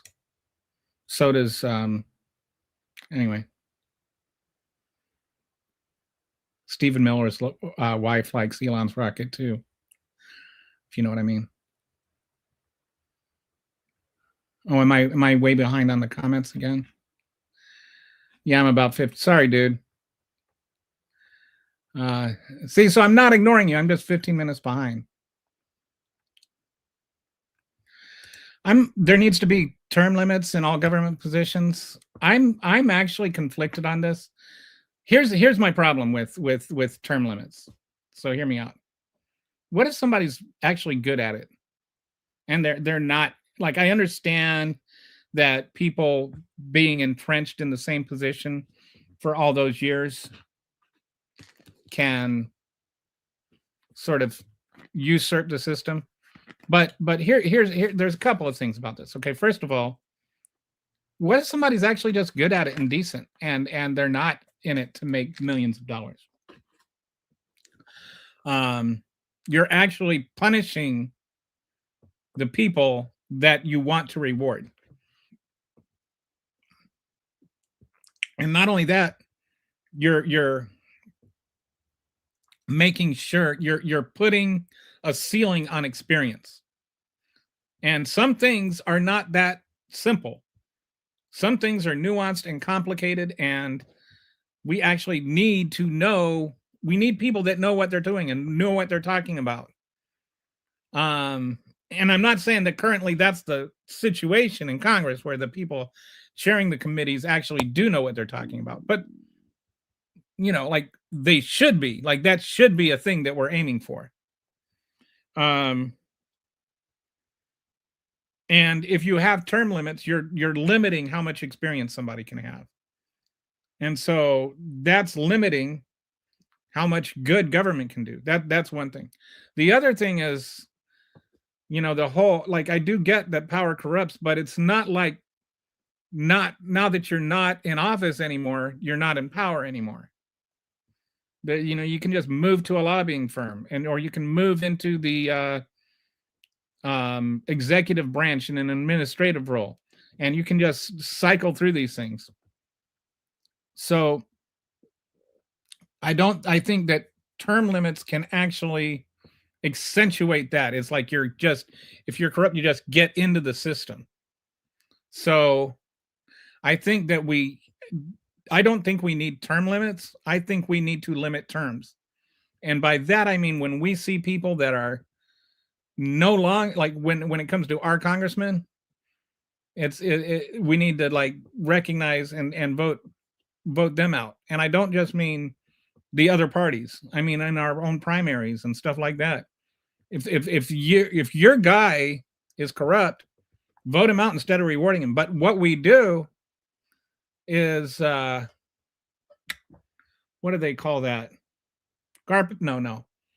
What's the word? Anyway, there's a word for people that bring home the bacon, so to speak. They you know, like, they bring home the federal spending to their districts. And we reward them, even though that's the corruption that we're talking about. It's everybody else's congressman that's the problem. It's not ours. The 9 most dangerous words in the English language are I'm from the government and I'm here to help. Yeah, that's a famous Reagan quote. You're welcome. Thank you, Logan. The people that need term limits are the ones that have to approve it. This is also true. AI is a serious threat. Yeah, we've talked about that. AI is interesting because it's both a serious threat and, in many ways, a serious solution. So I'm not like I look at AI like fire. It's a tool, but it's a tool that can be used for destructive purposes or for productive purposes. Because people are so stupid and scared of the government. While the government controls my life, I will be a puppet at the government. And those are the ones right now that are defending, like the people that are always telling you about how the government's going to be the big man, boogeyman, and big brother and all that. They're the ones defending the guy that right now is saying that if you report meanies about him, then he's going to try you for treason. And I don't want to pay for taxes. I will pay my own way in life, and the government will just screw me over. Harry, do I remember right? You're in Europe, or do I remember that wrong? How does rent equate to a house payment? It doesn't. I don't know. I think I must be missing something in a conversation here. I will say this. I know that there's been all this stuff about, the price of rent is going down. Price of rent started going down like in 2023, 2022. It actually has more to do with Biden's policy than Trump's. And it's actually now it's starting to level out. The reason that the rent prices are going down mainly is that there was an uptick in apartments, new apartments being built after COVID. And so then people were moving into those apartments. It's actually, I like this question because it's sort of the opposite. Like this is people can't buy houses, so they're moving into apartments, and they're building apartments so that people can move into them. But when you rent an apartment, you're not getting equity out of that. When you buy a house, you're getting equity into your mortgage payments. So you can spend, in 10 years, you can, or get nothing. You can live in an apartment for 10 years and have nothing to show for it. You can live in a house for 10 years, and if you had a 15-year mortgage, you're only 5 years away from owning your house outright. Gary needs to sit in the corner he needs to go to the back of the bus. The few taxes I am willing to pay, I want to see it used effectively. Okay, but when you say as intended, how do we determine how it's intended? Doesn't Congress determine that? So if Congress says this is how to spend it, then that's how to spend it. That is literally the intended. That's the whole point. Well, not the whole point of the entire first article, but that's one of Congress's primary functions, is to determine how it's intended to buy. So when the ACA passed, for instance, that's how your taxes were intended to be spent.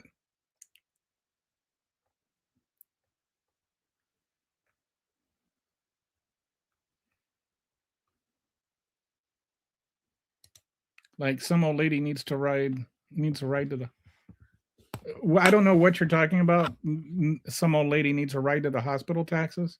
Are you talking about like if somebody's like having a heart attack and needs an ambulance? Our government has failed to invest into its future.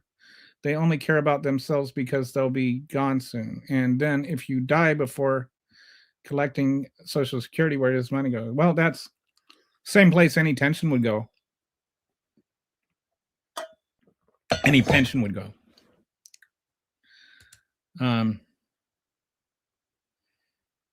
No, you shouldn't. That's not how it works. And I mean, it's not. I mean, if it were how it worked, then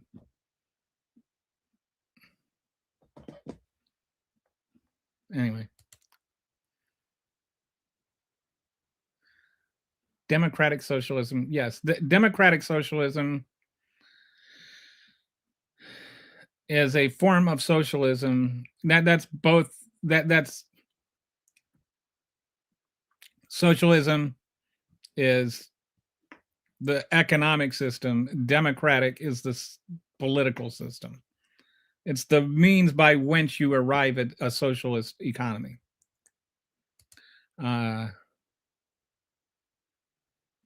The money you pay into Social Security isn't there, sitting there for you to get later.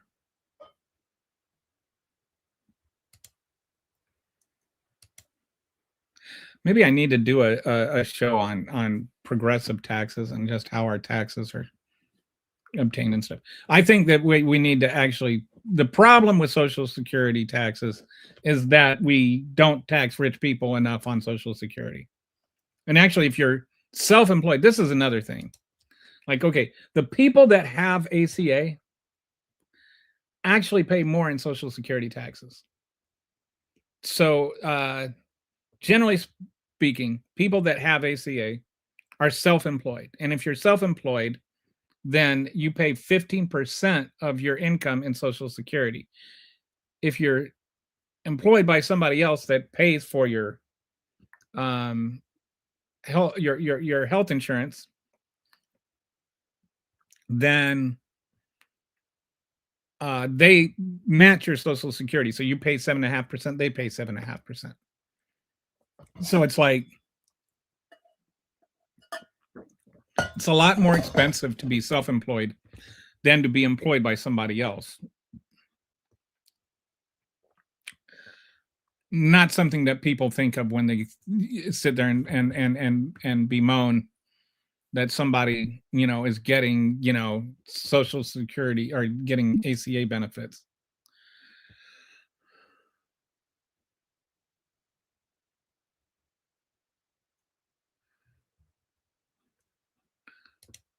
Yeah, it's not just about that, Logan. That's the sort of the social contract, right? Like that we have with our government is that the Congress decides how our money is spent. Your state government decides how your state government is spent. You don't get a line item veto on your taxes. If I had a line item veto on my taxes, I wouldn't be funding the war for Iran. I wouldn't have funded kidnapping Noriega. Like I wouldn't be funding prosecuting Jerome Powell. You don't get a line item veto on your taxes. I don't have a problem with my taxes going towards the ACA benefits. My only line item veto I have on taxes is my vote. And if I don't get what I want when I voted for, I still have to live in that system. And I can do things like advocate for my policies by doing things like starting a podcast and talking to people as reasonably as I can and hoping to persuade some people. That's the way democracies work. So when you talk about taxes and how they're spent, Congress determines it, and we determine by our voting who is in Congress. These politicians go with an 135 some of them do, some of them don't. I think there's a lot of most people in Congress are not getting their, like poor. I mean, if you think about it, even to run for Congress, it's not just that it costs money, but you have, like, if you're working for a living, you don't have the time to run for Congress. So most of the people, I think, what percentage? It used to be higher, but here, what percent of Congress was millionaires? So, like, people will, about 50% of Congress has a net worth over $1 million right now.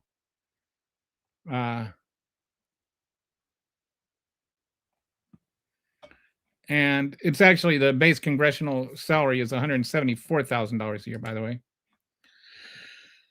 So $174,000 a year, that's not chump change. But it's also, so, you're going to accumulate some wealth just based on your salary.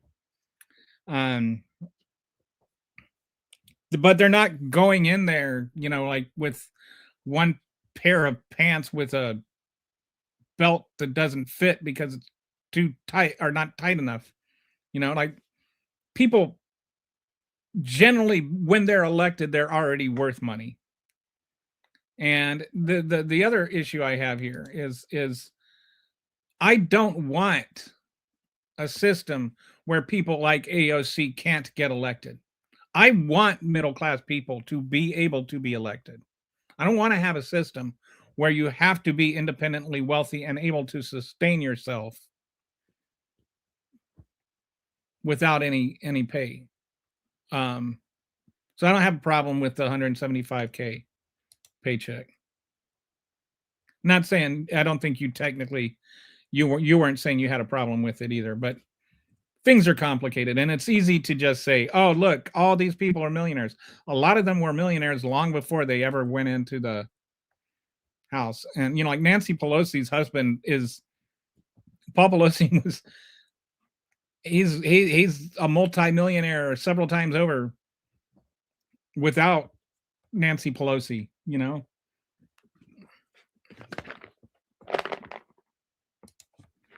But yeah, I do agree that we need to be a little more tight on insider trading laws for Congress.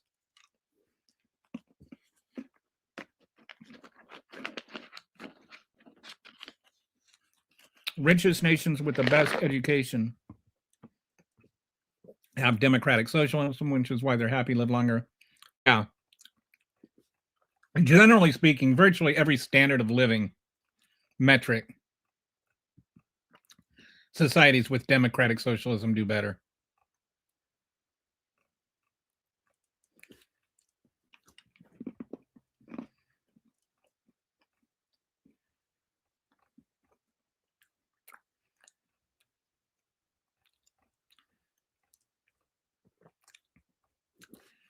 All right.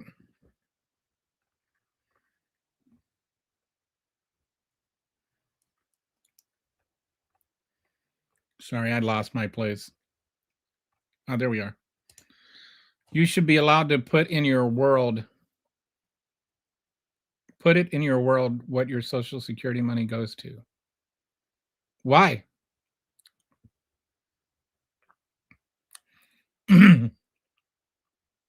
Oh, you're asking a question. Yeah, that's what George W. Bush wanted to do. This is a Republican thing. They want to be able to like let people, like they call it privatize Social Security, or give you like a percentage of your Social Security so that you can put it in the stock market and make more money off of it. Who makes more money off of it is the people that own the stocks already. It's like 91% of stock is owned by 10% of the people. You know who's going to get rich if all of a sudden we were to let people invest their own Social Security? The people that own that 91%, they just get richer.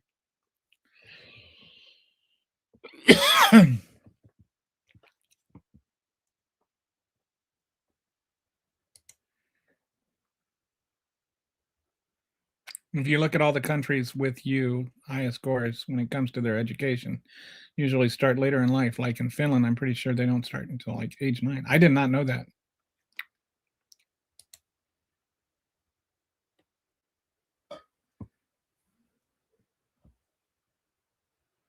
When you pay Social Security, you're paying the people who are currently collecting it. It's not an investment of saving. Yeah. Back in the 80s, it used to be that the Social Security was off the budget. It meant that, the Social Security was set aside and it collected its interest through, like the bonds and stuff, and then it kind of paid for itself. then Reagan was jacking the deficit up so fast, they took it off the budget, meaning that the money that we pay in Social Security could now be used to pay for the bills. And at the time, everybody's like, once those baby boomers retire, it's going to mean that we're going to have to slash benefits. Well, now the baby boomers are retiring and we have to slash benefits. And it's like, it's every other generation that has to suffer so that the boomers and the greatest generation could like not suffer. And then they would always say, well, what about our children and grandchildren? Now they want to say, what about our children and grandchildren? Yeah, well, your children and grandchildren are already paying for what you screwed up. Did you just type that you're banned? How can you post that you're banned and not realize you're not banned? I'm pretty sure if you're still in here, you know you're not banned. Well, the current administration is working on that italics. What's italics? Oof, I'm back. The headache isn't doing much better, but I gave up on trying to test LOL. You know what you can do is just take a hammer and bang your thumb as hard as you can. And then your thumb will hurt so bad you won't think about your headache. Put Gary in the corner. Nobody puts Gary in the corner. I hope that worked. I didn't know if that one landed. Patty had to go somewhere, so or Patsy had to go somewhere, so I don't get her facial reaction to know if my jokes landed or not. Death asks Life, why do people love you but hate me? Then Life answered, because I am a beautiful lie, and you are an undeniable truth. Oh, Talix, that's what Talix is. He was talking to somebody named Talix. Sorry. Lost concrete arrows. It's a cool history of airmail flying at night in 1920 was super dangerous. So there was a network of beacons and concrete navigation ads. That's kind of cool.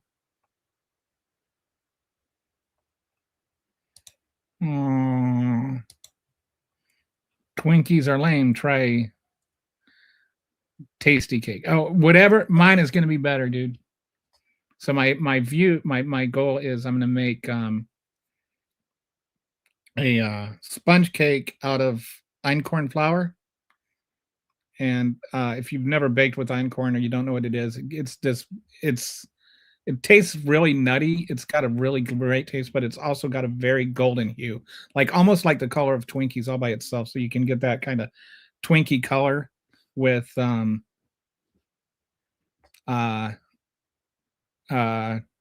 without any food dye or anything. And then I'm gonna have I don't know if you've ever tried fermenting cream, but fermented cream is so good. And I'm going to just ferment some cream and sweeten it up with a bit of sugar.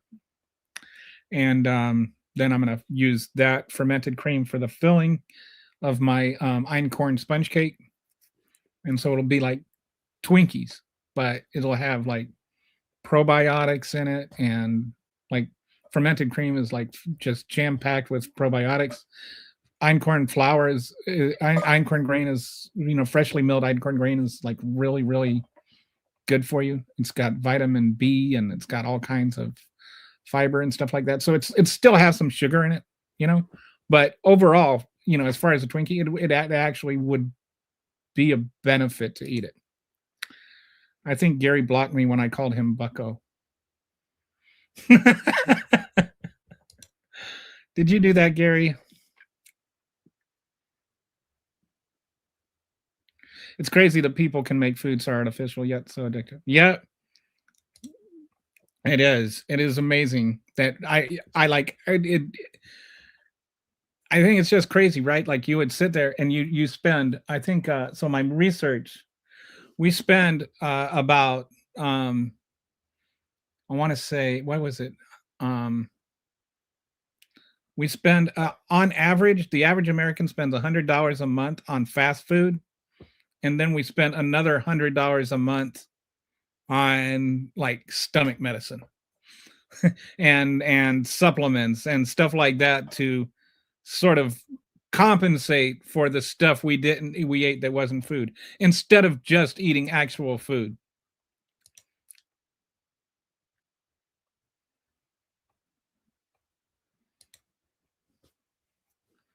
We talked about Tiffin's Dilemma last time I found your live. Did you? I did not read about it. I read a little bit about it then, and I remember it had, like, you were nailing it, like the whole. I forgot what it is, but I remember it had something to do with. Yeah, when the national currency is used as the Federal Reserve, and how it's like got the like its strength is its weakness and its weakness is its strength, and it, like, that 2-word term kind of encapsulated everything I was saying in the podcast. I'm a 20-year veteran in the military, and I didn't know I was. No, you didn't get put into a timeout for having an opinion on healthcare. Did you get put in a timeout the first time you said something, Gary? Healthy Twinkie that can also survive a nuclear wasteland. No, I think that's, if something, like, if the cockroaches won't eat something, I think we can safely say it is not food. Thank you, Walter. And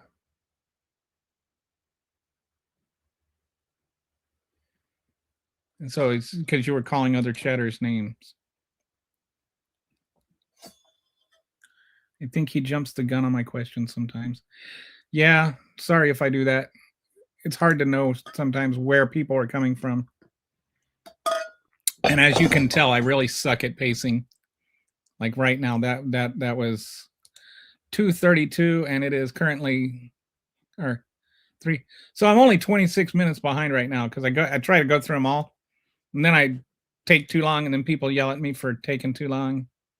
So then I try to speed up, and then I do jump the gun when I do that. I don't think you're a stupid idiot MAGA guy. I think you are what I would call a conservative. I I don't think that conservatives are stupid. I just don't think they're as smart as me. Just kidding. I've been listening to the MAGA morons talking about their new patriot hero, Jessica Foster, and her wonderful connection to Trump. Oh, she's AI and they don't know it. They think yes, I've been the one. There's like some blind army girl that they are all in love with and everything like that, and turns out she's just an AI creation. I was reading about that. That's so hilarious. 9 out of 10 MAGAs. There's a study that came out that 9 out of 10 MAGAs are dumber than a box of rocks, and the other 2 are also dumber than a box of rocks. Economic and political systems overlap. We use the definition of socialist economy and political science and socialist politics and economy. Yeah, there was, I think it's maybe evolved since then, but when I was in college, like in the 90s, the idea of a socialist democracy was like, what? Does not compute. And so I think a lot of people that are maybe Gen X and boomers kind of still have this artificial delineation between socialism and democracy. Like they can't absorb that something can be both at the same time.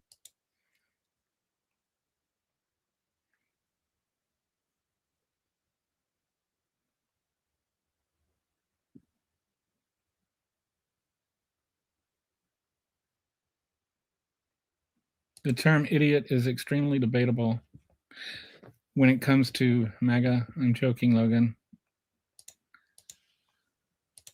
Somebody like Jim Clyburn really needs to go. Another term is, Yeah, I think, and that's where you gotta look at, the primary system.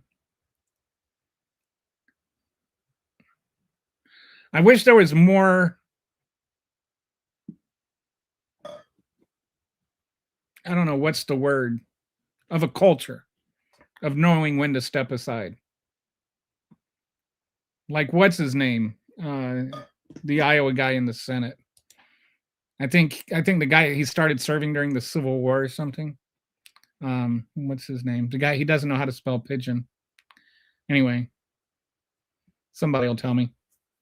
But yeah, there's some people need to know when to step aside. I think Nancy Pelosi's finally stepping aside.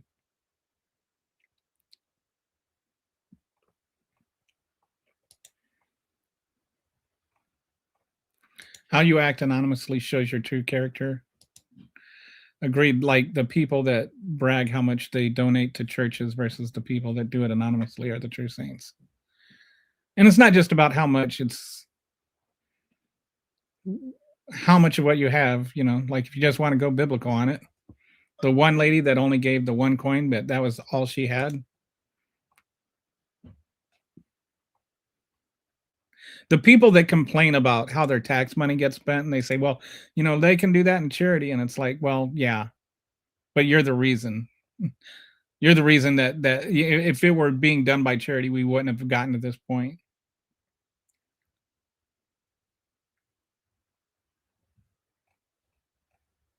AI is basically magic in a lot of ways. Good magic, bad magic. By the way, the Now You See Me, Now You Don't is on Stars now. I just watched that yesterday. I'm thinking about trying to write something about trying to live in today's America while being trans. I think I'm going to call it Transitioning in a Field of Foxglove. What is foxglove? I have a feeling that knowing what foxglove is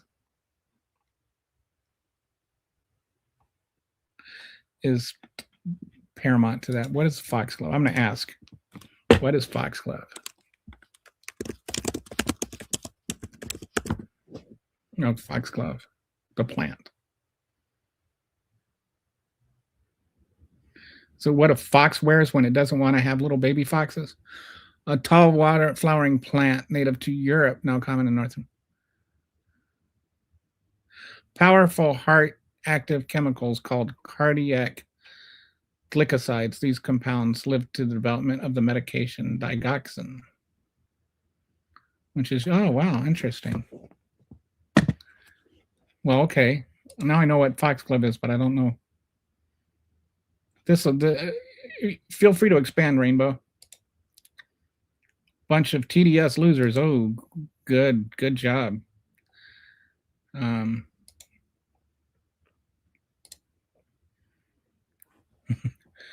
Make it a podcast.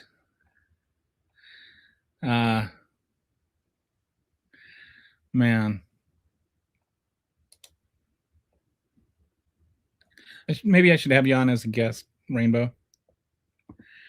Be sure to invite your friends to say the same.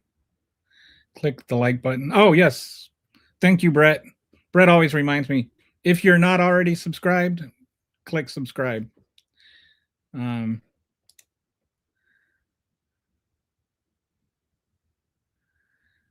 How do you really feel? Trumpy, you fat, bleeping, orange, radioactive pedophile. And that's really the nicest thing I can say about him.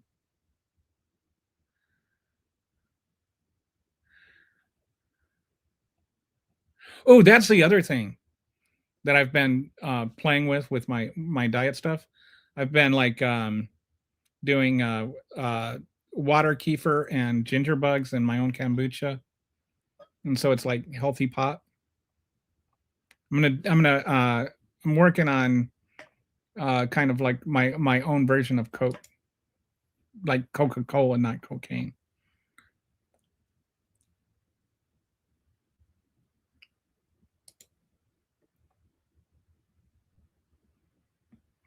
And using, I think that they're like,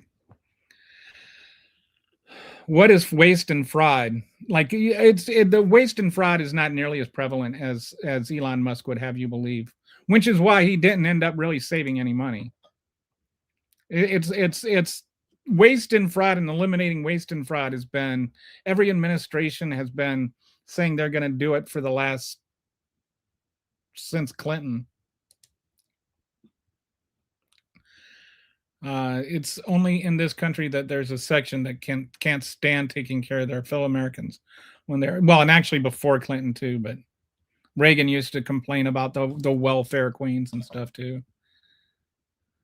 It's always the waste of money, if you notice, whenever, not saying you, but most of the time, you know, not saying you, Logan, but most of the time when people are talking about waste and fraud, the people that are benefiting from that waste and fraud in their minds are minorities.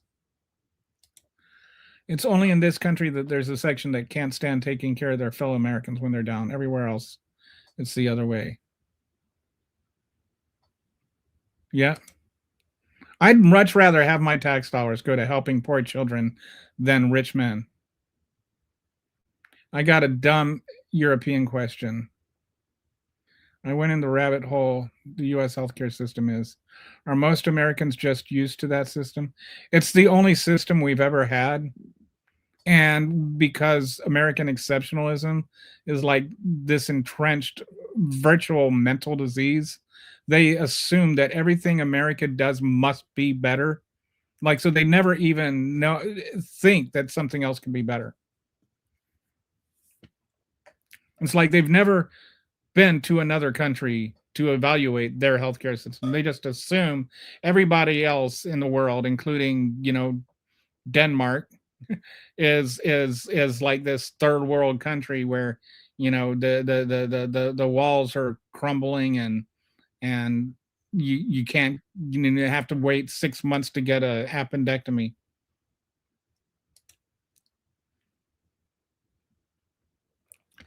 Yeah, there's no such thing as learned helplessness, Logan. And this is the kind of rhetoric you hear around it. Like there's I think what is it? I want to say it's 6 months every 5 years that you can be on SNAP benefits. There's not like this behavioral reinforcement. It's just not true. And it's things that get bandied about and repeated and regurgitated, but they're not true. Fraud, waste, and abuse. The amount of the abuse in federal spending is not the poor people that are doing it.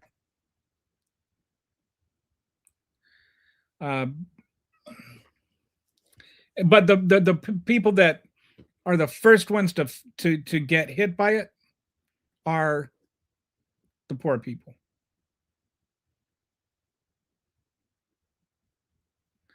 It seems it's a little both, but it seems there's to be an underlying hatred of people that somebody small and insignificant is becoming a parasite.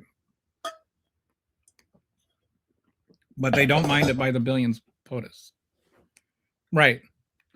Like Donald Trump has made $4 billion off of 1 year of being president. Yeah, but let's worry about, you know, there was this fraud in Minnesota that had nothing to do with all the people that are being punished for it. But, you know, they should have known that before they made Tim Walz their governor or something. So let's just cut off childcare for the entire state. Kind of like how Susie Wiles slashed child cancer research, and yet she was diagnosed with cancer today. They don't care until it happens to them. Yep. So many cases of that. And and there's a lot of people that have no sympathy for her, and they are the ones being called the monsters. And the ones that are calling them the monsters were the ones that were making jokes about Joe Biden when he announced he had cancer. Just to make it so lawmakers can invest into the stock market. They're risk. Yeah, I think that there should be something like that. I think, you know, maybe you could allow for some blind trusts. But yeah, I think that people should not be able to profit off of their votes, their congressional votes. Doesn't the U.S. pay for most of their protection though? What protect? I don't pay for most of whose protection. What protection from what?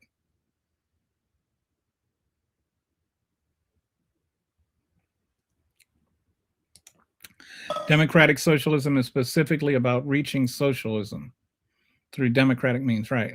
Social democracy is more broad and ranges from the same thing to a mix of socialism and capitalism. Yeah, so there's that. You're really keying in on the difference between democratic socialism and social democracy, which I think is way above like 99.5% of Americans' heads. But yes, there is a difference between democratic socialism and social democracy. I'm more in the camp of social democracy than democratic socialism. Like, I think that there is some degree of socialism that is positive, and I think there is some degree of capitalism that is positive. My uncle died from cancer last Wednesday. There was no amount of research that could have helped him. But there is research that helps other people with cancer. Like, people with that have recovered from cancer have benefited from research. If you invest into a Fortune 500 or precious metals, you don't make money, but you don't lose buying power.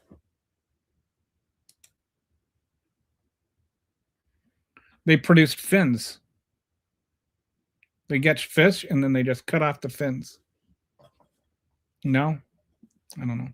Snow? We are not a third world country.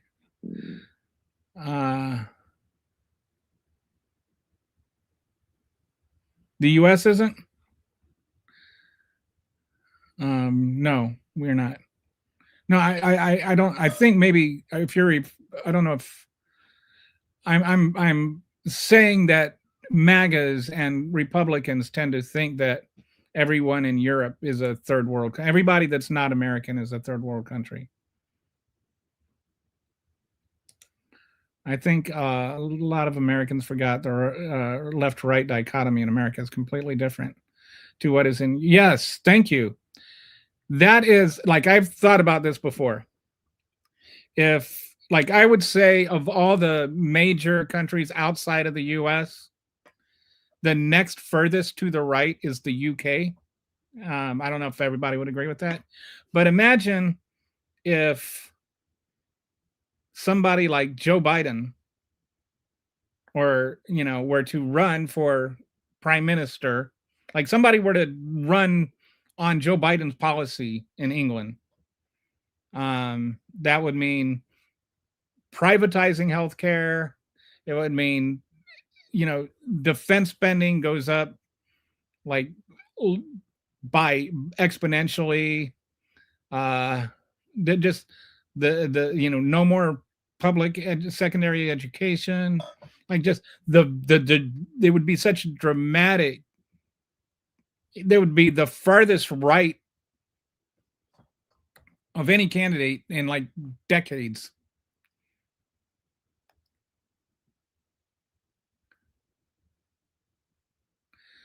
I mean, like, our view of left and right is entirely different from everywhere else in the world. We do not have a left and a right party. We have a right and a further right party.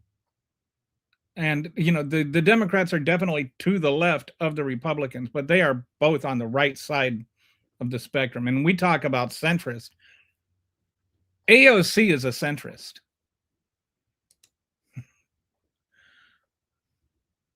Like, if you look at the entire political spectrum, AOC is a centrist. My friends give me shit about it all the time. Yep. I went to a school and I have a lot of friends from all over the world, and anyway. Yeah, I'm center, maybe even right leaning on the political spectrum. Most Americans would see me as far left. Yeah, we have no idea. I like to do this thought experiments and just see if, like, for instance, like, what is, like, take 5 positions on immigration. What is far right? What is center right? What is center? What is center left? And what is far left? Like, just those 5 positions on immigration, or those 5 positions on healthcare, or those 5 positions on taxes. Because I think in America we just break everything down into Republican or Democrat. And Republican is right and Democrat is left. And so we only ever think of things in 2 possibilities. Everything is a false dichotomy. So at least, like, just to say 5, what is, we talk about he's a centrist or he's a, center left. Well, what is center left? In practical policy matters. What's the difference between a center left and a centrist, and a center right and a centrist? What's the difference between a center right person and a far right person? Like, why we don't really look at anything. And it's like 95% of the time, all Republicans are the same, and 95% all the Democrats are the same. And they're really just right and further right. Oh, wow. I am so far behind. That was way back to my thumb joke. Wow. I would probably go break my thumb, and then get another headache from my family saying it was stupid to bash my.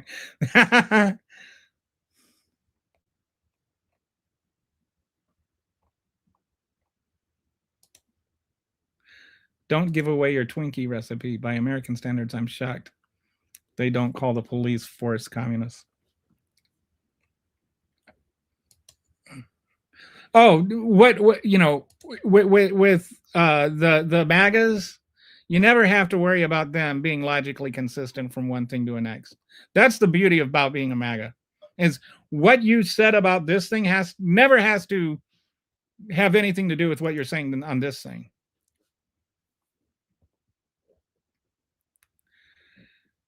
I'm try to be more of a 360 person myself. Like, I try to look at things from more angles than just 2. But with Trump, it's just like he's just evil, and it's like you don't need to have multiple positions on whether Hitler was evil. And I'm not saying he's Hitler yet, but you don't need to be like, if you're 50% a Hitler, that's bad enough for me. Like, I'm not like okay with concentration camps to a point, Yeah. Well, they're not concentration camps, they're internment camps.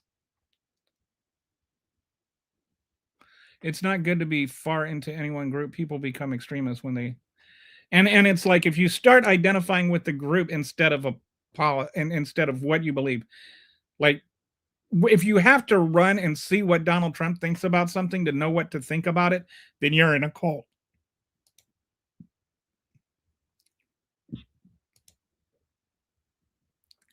If you blocked him for calling him Bucko, he must be really mad. Did you block anybody? Did you block him for calling you Bucko, Gary? Or was it because I laughed that he called you Bucko? I mean, come on, Bucko is a pretty good name. You got to admit.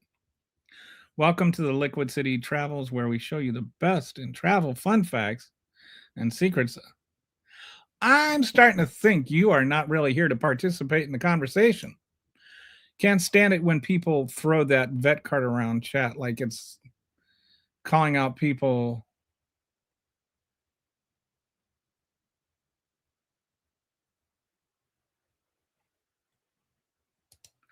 You being a vet. Yeah, being a vet isn't an excuse. I love it, like, because I'm a vet. And I'll talk about, being a vet as my experience being a vet. I don't use being a vet as a as a trump card or something, pardon the expression. Like, I don't think my opinion is more valid because I'm a vet. The point being is I didn't say anything that was worthy of a timeout. Gary, I think that he already explained it was because you were doing some name calling. And you weren't banned. You just got put on timeout for a couple minutes. You also tend to... Anyway.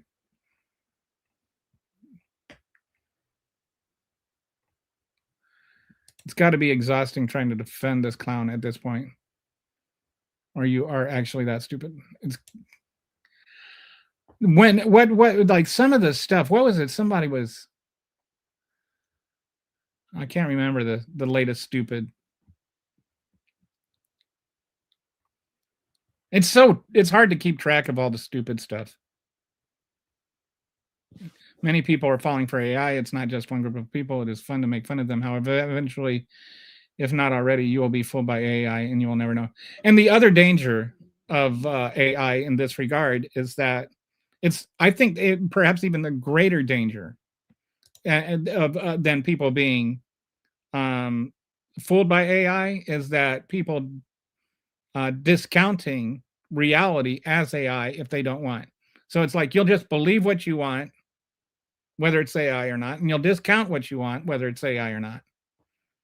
And so like reality just becomes whatever you choose it to be, which is the direction MAGAs are already heading in. That reminds me of Six Fingers BB. I haven't gotten too much into that. Apparently there's some people that are thinking that BB's dead, and there's an AI video of him saying he's not dead, and then there was another AI video of him where he said he's not dead, but the first video had 6 fingers and now the second video has 5 fingers. So anyway,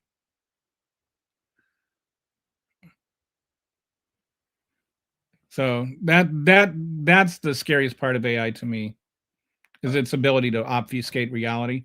There's also really positive benefits about AI potentially. Like it could solve a lot of very real problems. And one of the ironies of AI is that it's sort of the dangers are exponential, because like the deep fake videos and stuff are the ones that the other problems people have with it are its massive power consumption, and then because it has such massive power consumption, you need all this water to cool it, and so there's massive water consumption. And the deep fake videos are the worst offenders of the massive power consumption. Like to create a 4-second deep fake, like ultra real video, it's called a 4-second video, is the same as if you put your microwave at max power for a full hour. So for a 4-second video, if you want to know what that looks like, do that to your microwave and then look at your electricity bill.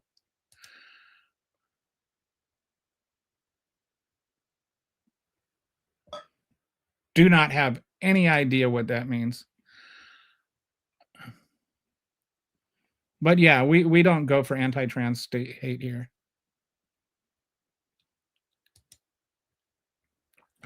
Foxglove is poisonous to butterflies, and people compare transitioning. Oh, interesting.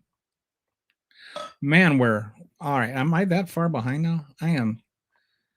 See, this is what happens when I try to be nice and go through every comment and not filter out Gary. Sorry, I let one through the filter. I'm trying to finish the 28 grams of blueberry gelato. I'm stopping smoking for a long time. Oh man, that's an idea. I gotta figure out how to make. I'm gonna make some fermented ice cream. Maybe I need to make fermented gelato. When I used to live in Italy, when I was stationed in Italy, I lived across the street from this gelato shop that made just the best gelato. It was like if heaven were a dish, it would be their cinnamon gelato. I always loved the irony of people insulting presidents they dislike. It is like if all the one says to be true from the insults one gives, how pathetic. I don't have any idea. I am not insulting Donald Trump. He is a legitimately stupid and evil person. That's not an insult. That's an observation. Reagan's example of a welfare queen was a made-up person. What about the trillions wasted by the government?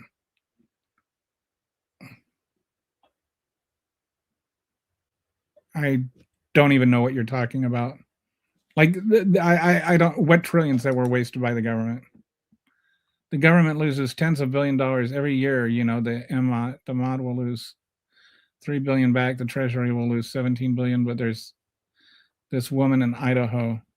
I think that there's more, like when you look at defense spending and there's all this money that's just disappeared, and we don't worry about that, but we worry about, like, this guy saying, you know, oh, this woman had SNAP benefits and she's 13 cents short in taxes. Let's lock her up for 6 years. It's complete stupidity. Okay. I'm starting to think I should just skip down. I'm going to just skip down to the bottom. Get caught up on in Europe. Yes, you will get, and getting arrested for, like, people, like, there's all kinds of hyperbolic stuff that goes on. Like, I think it was a guy in, was it Ireland, Harry? I want to say it's Ireland. There was somebody that supposedly got locked up because they said mean things about trans people, but then you look into it and they was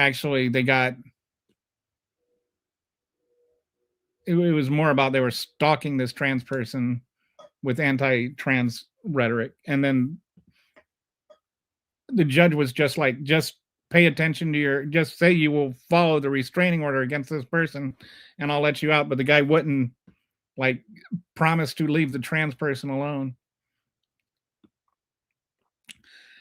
BB and 6 fingers, disappearing teeth, jacket pocket that swallows the hand. Cash register says 2024, coffee to the brim. Yeah, I saw the coffee to the brim doesn't spill thing.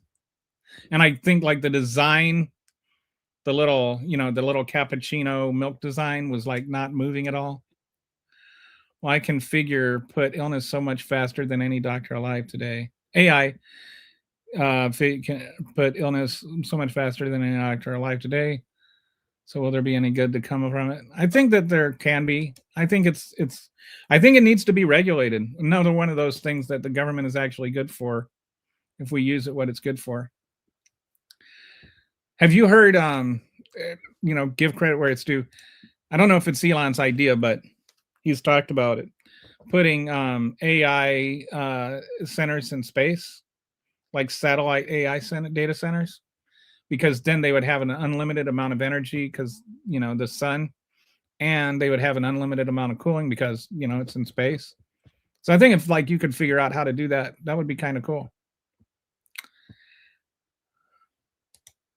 Solve the two biggest dilemmas about it. Well, two of the biggest physical dilemmas. I believe that's why billionaires are already trying to acquire all of the networks. And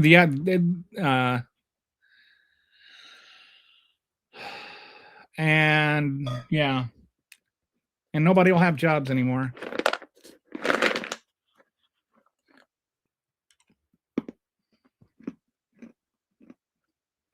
Nazis came here to Germany, get your ass kicked. I think if I know what you're saying. Germany is not very fan of Nazis nowadays. If you go to, like, we have our little statues of all our little slave owners over here, and we make a big deal out of it. You don't see any statues to Nazi generals in Germany. You don't see any statues to Hitler, so that they don't forget who he is.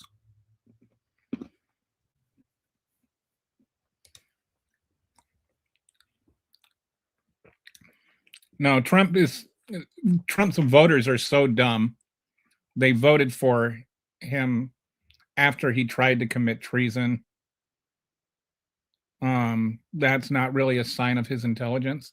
By your estimate, Joe Biden is smarter than you, right? If winning presidency is a sign of superior intellect.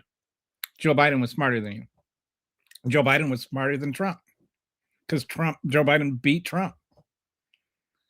He inherited $600 million from his dad. He wasn't a TV star so much as he was a reality show star that was not actually who he is. And he is still an idiot. He spelled the word tap wrong. He literally spelled it TAPP. He couldn't spell a 3-letter word right. He thinks magnets stop working if they get wet. He thinks that the Revolutionary War, they fought to save the airports first. He thinks other countries pay tariffs when we put tariffs on it. The man is legitimately dumb. I'm not exaggerating. He is a dumb person.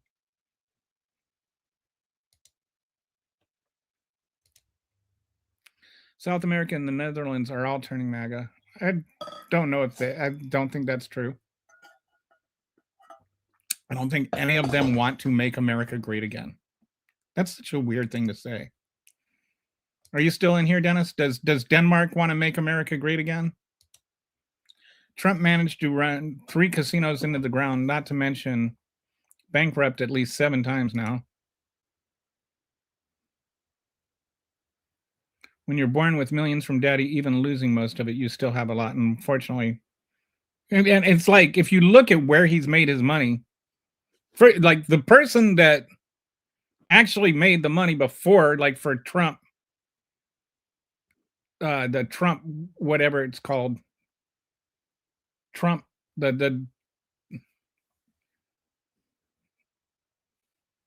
his real estate company. That was what's his name, the CEO that made all that money. Even Trump, when he was in court, said, "I don't know anything about all of that."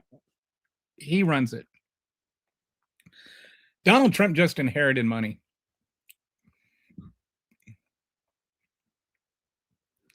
There's nothing in his business where you're like, wow, that was such a genius move.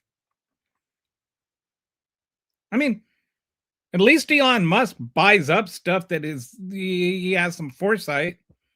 And you know, he kind of figured out, hey, let's you know, like Elon Musk made some smart business decisions. I'm not gonna lie. Like not just like with Tesla, but seeing how to take advantage of buying these credits for, you know, clean energy credits or whatever. That's where Tesla made most of its money. And he made some smart business decisions. He didn't invent the car. He didn't invent the electric car, invent the rocket. But he saw ways to make money out of investing in those things and taking advantage of what other people can do.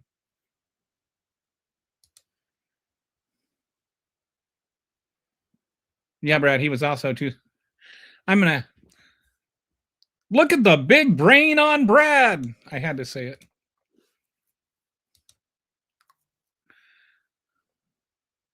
Oh, blueberry gelato is a strain of cannabis. Oh, so you're not talking about smoking cigarettes either. Okay. Well, there's my naivete. I am. I have a little bit of reflex going on, so I don't like burp every other sentence. If he is so dumb, why can't Dems beat him? They did beat him in an election, Brad. That sounds probable. You could need large radiators for cooling. And the reason that he won twice is because people like you are too dumb to know that he's dumb.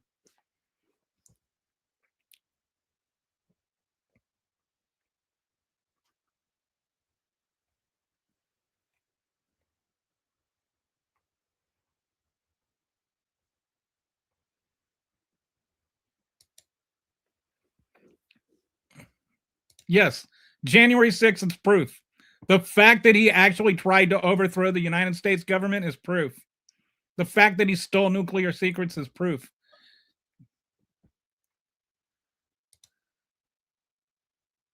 I had a moral question on Susie Wiles, but I can't remember what it was.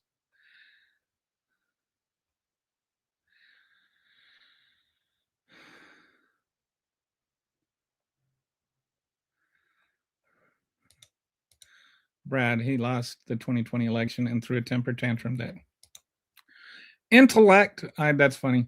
What intellect? I'm assuming that was deliberately spelled wrong. People behind the AI bubble want you to pay higher electricity bills while they sell you pie in the sky.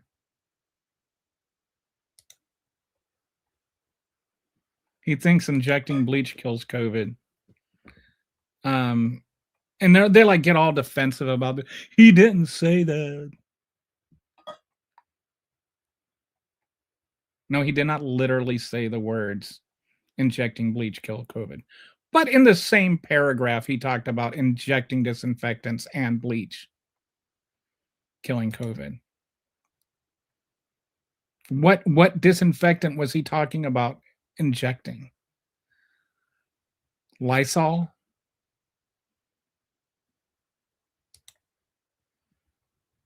Yeah, that one, like he literally thought that it was like a Wonder Woman plane.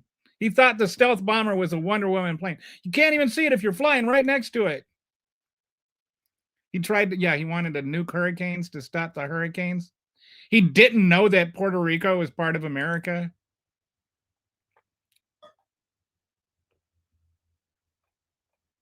So the right is losing support in other countries.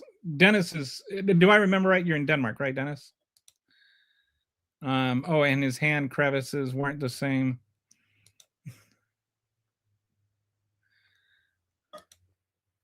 Do you think he's dead, Brett? Do you think those rumors are true? I wonder if his successor will be CC.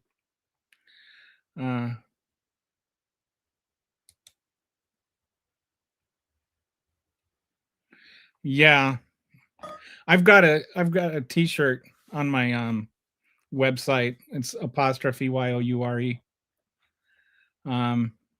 Or not apostrophe, asterisk YOURE. And my favorite is like whenever people say you're an idiot and they spell YOUR an idiot. Trump is definition of born with a silver spoon in his mouth. I mean, it's like I understand people make grammatical mistakes and stuff, so I don't drag people. But when they literally insult my intelligence while getting your and your wrong, then I have to drag them. And it happens like with MAGAs. I see it spelled wrong like 9 out of 10 times. Like enough times that if they spell it right, I'll actually give them credit for it. Within 1 year, made a Hess family billionaire. He must know.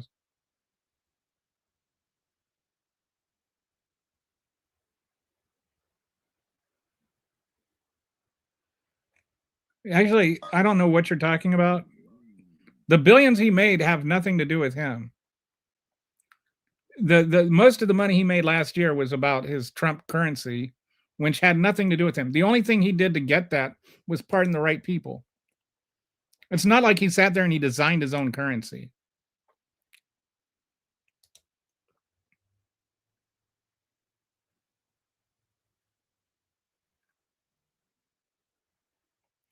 This is what like I want to get on this program where the prices of drugs, of the pharmaceutical drugs, have gone down like 600%.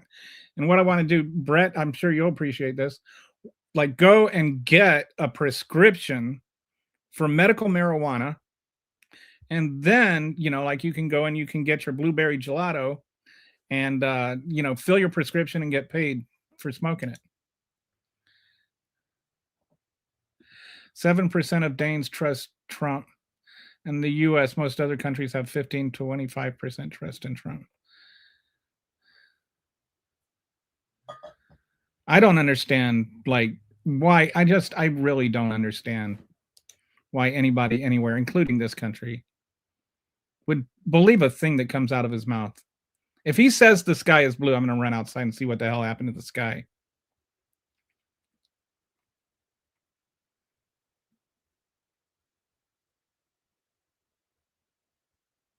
I have seen people not know the nearest star to the earth. or people complaining that a politician kids were hunting triceratops. Like the United States has a major education issue. I mean, there's a whole bunch of Americans that can't find Canada on a map. Like,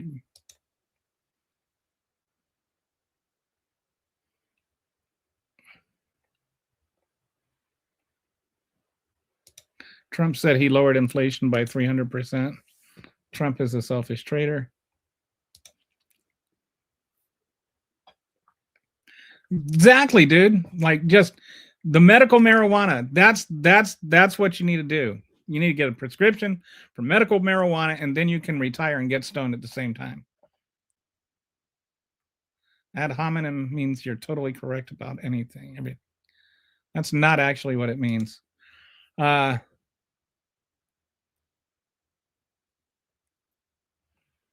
must be a... Okay. It's like funny that you're sitting there talking, like Brad's sitting there talking about how we're dumb, or like the president's not dumb because he's making billions of dollars off of the office of presidency.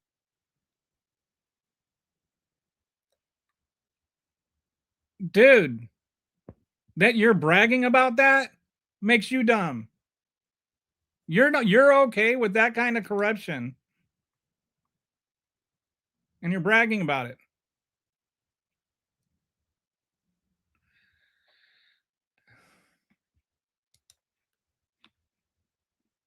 Do people not know what an ad hominem attack is?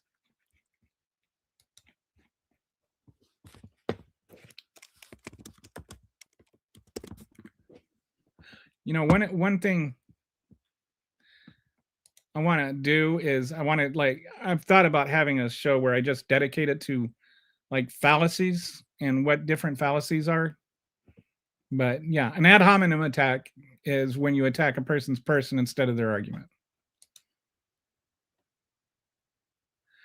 You have to look up why Donald Trump was sent to military academy by his dad as the last straw.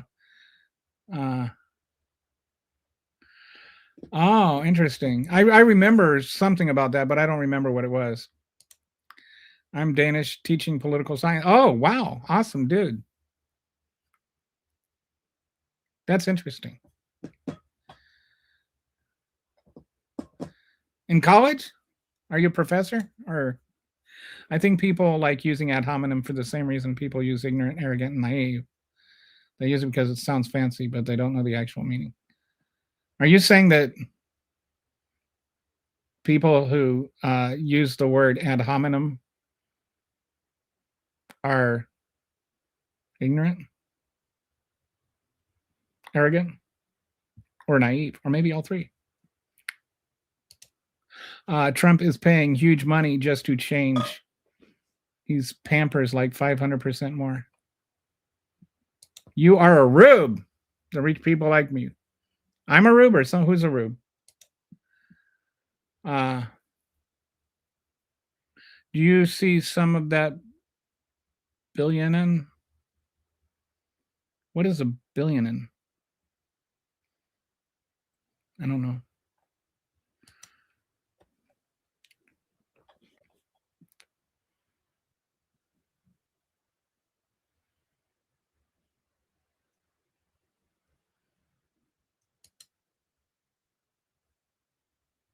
I don't know what you're talking about, Brad.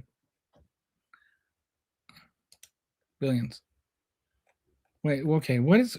I think Brad is like acting like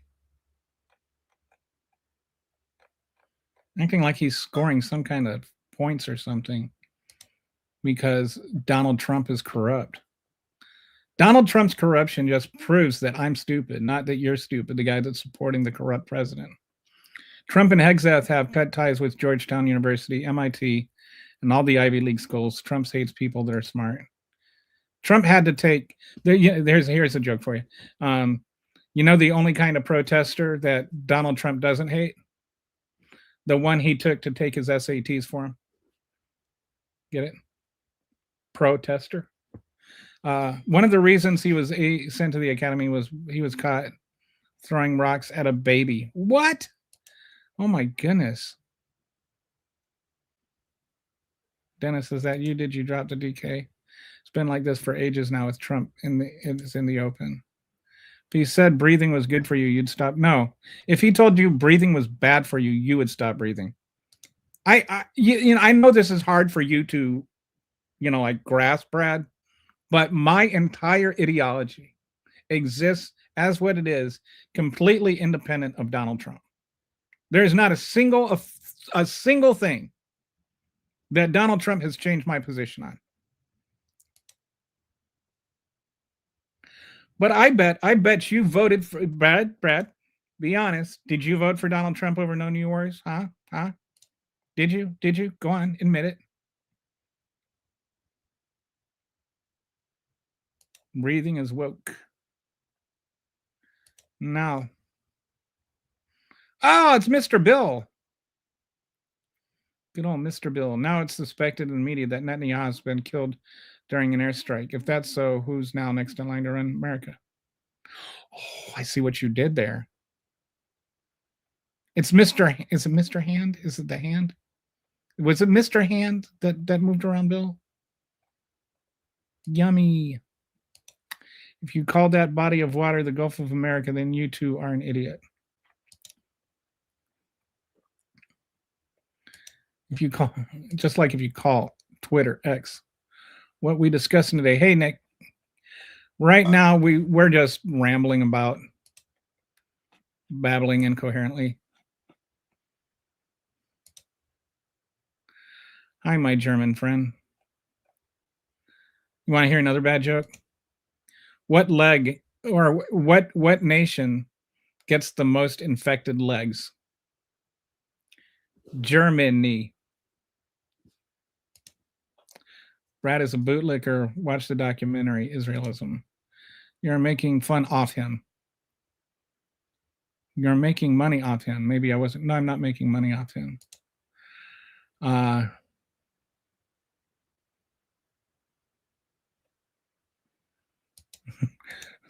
I hope. What an amazing chat and channel. It's funny. Thank you. I hope. TDS is real. Trump does suck. Like these MAGAs really think that TDS is an actual diagnosable condition. I got a conspiracy for you. The guy who bought the Twin Towers weeks before they were attacked and made billions off insurance just bought the second tallest bank in LA. Interesting. I'll have to look into that. I didn't know that somebody had bought him just a week before. Do you know the difference between God and Trump? God doesn't think that he is Trump.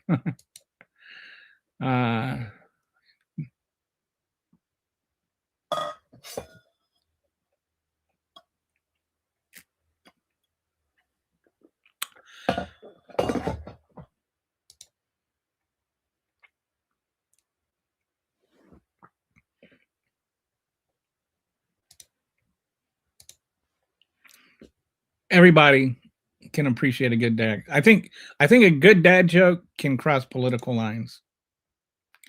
One of my biggest, one of my favorite dad jokes that goes across political lines is that Donald Trump has decided to put a 100% tariff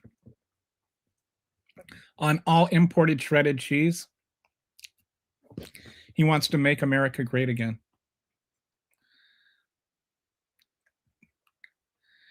All right. You got me to laugh. Thank you, sir. I appreciate the honesty. Your free speech is gone. Used to be a Democrat, but becoming pro-Islam is scary. That's what is pro-Islam? I just want to point this out. Islam is right-wing. Like the Iran is a right-wing country, not left-wing. This is one of those things we were talking about earlier where We just everything like, and it's not even so much just right and left. MAGA looks at everything as MAGA and left. If it's not what MAGA is, then it's left. So you get like this Muslim Islam thing conflation.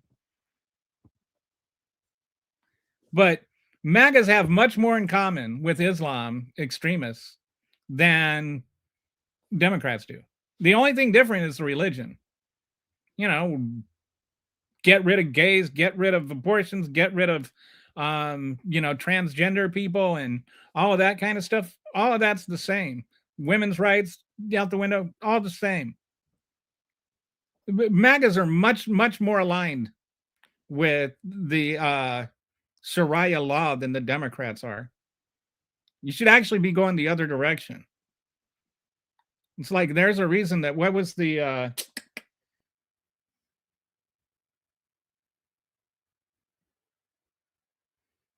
can't remember. There used to be a nickname for him. But yeah.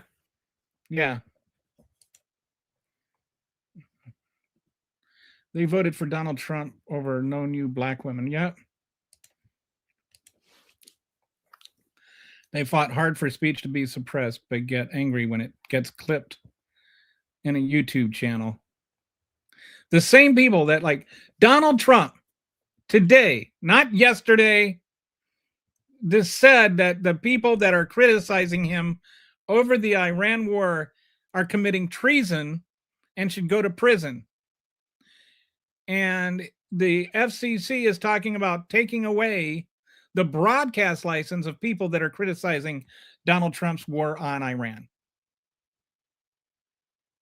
But sure, you're the one sitting there because you got your comment muted on a YouTube channel. All of a sudden now you're against censorship. Okay, now I've got to read this right. I'm going to do this the best I can. Oh, no! Did I do that right? Over Hillary Clinton, Joe Biden, and Kamala. Yeah, I don't think that, Brad, I don't think you have the foggiest clue what any of them, what their policies are. I bet you think that climate change is a hoax. FFM. I wonder what the Gulf is called on Google Maps now. I am actually curious about this. I think it's still called Gulf of Mexico. I think there's something about like the United States doesn't just get to decide what everything is called for the entire world. Kind of like Donald Trump doesn't get to decide when the rest of the world goes to war. On a different subject, in the Iran war, Trump keeps talking about having destroyed all their missiles and ships, but Iran is winning with drones. Appears the big military contractors convinced the Defense Department to spend money on the big toys, old warfare ways when we already have been building defensive drones and laser technology for our defense. This is I think this is a great comment. It's actually something I wanted to look into. Because Ukraine has been having similar success with Russia, and I'm just wondering if the way that we think about warfare is getting changed by, things like drones, and we're spending $3 million on Patriot missiles to take out a $50,000 drone. That's not a sustainable path to success for us. We're using weapons that were designed to take out missiles to take out drones.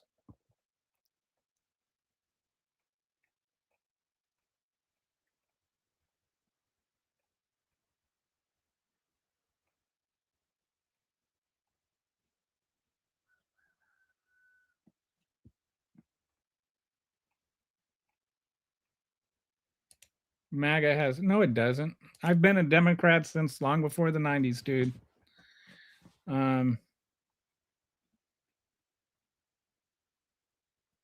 Islam is not far left is not pro-Islam now. I think that some people have the I think this is where your issue is, right? We're anti-genocide. Like saying like there's more than This is what I mean when I say false dichotomy, right? Like saying that Israel commits genocide in Gaza is bad does not mean that, Islamic fundamentalism, Sharia law is good. Like, there's more than two positions on this. I have never seen a president fight so hard for humanity. Like, that's not even like a real thought.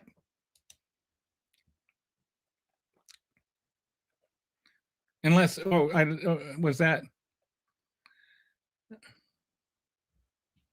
I mean, if you were to say against humanity, Brett says that he loves your sarcasm. So if that was sarcasm, then it was very good sarcasm. Is the greatest war criminal since Netanyahu. Not true. Show the clip. What clip? That is the big lie. Trump lied about Haitian asylum seekers eating cats and dogs. Liar, liar, liar. You click the like button, it will bring in more people that think like you because the algorithm will be mixed. You're getting ready to cry. Climate change is a control mechanism. Yes, let's see. Look at the big brain on Brad. It should be called the Gulf of Mexico. Surprised it's not called the Gulf of Trump yet. You don't have to be right-wing to be a fascist.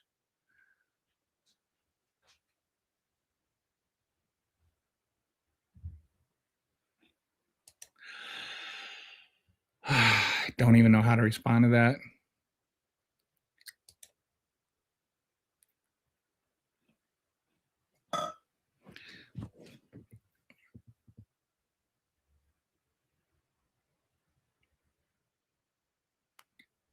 Climate change and global warming are not mutually exclusive.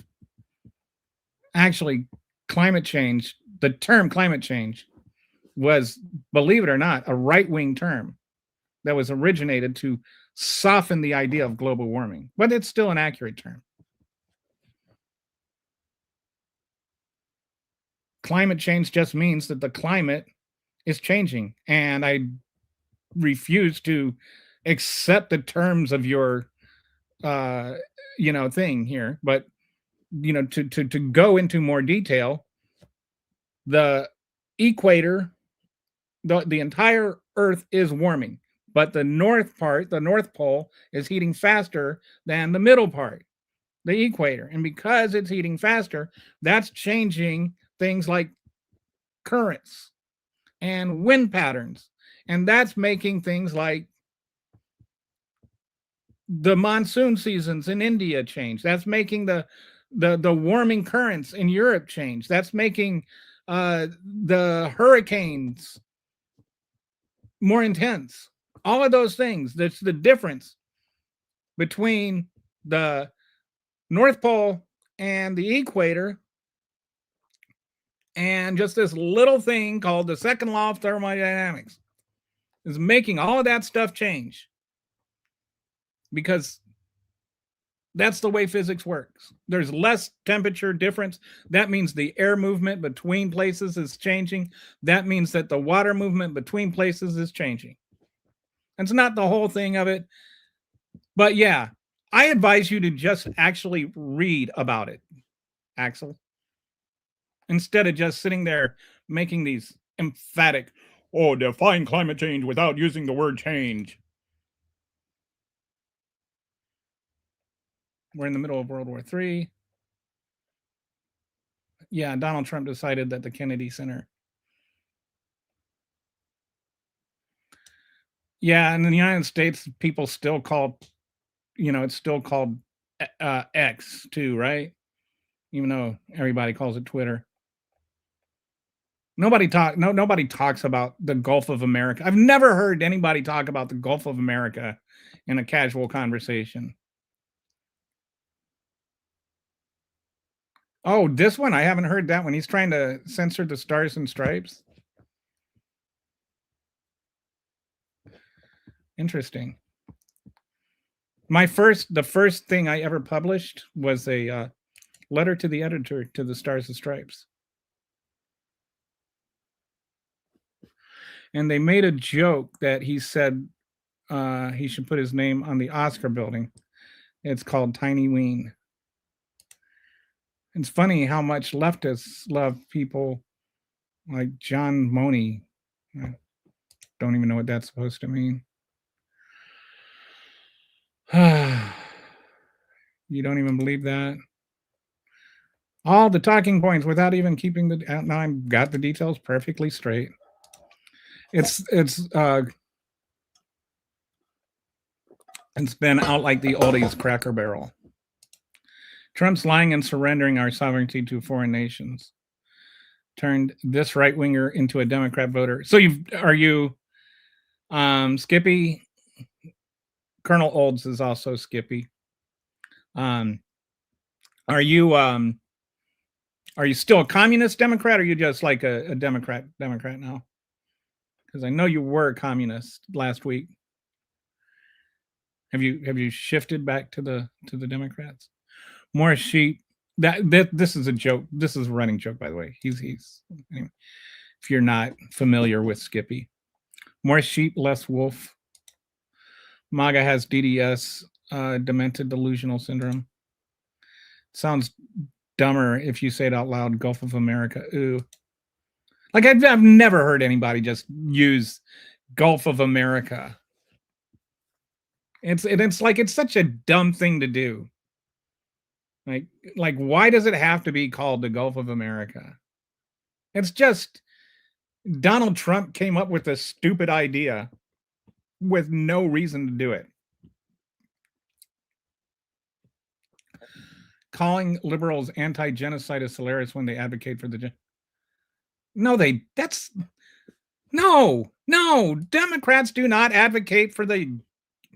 What a weirdo. Like, why does everything have to become these weird, sensational, just bizarre talking points? Never once have I heard a Democrat say, yeah, we need genocide through abortion.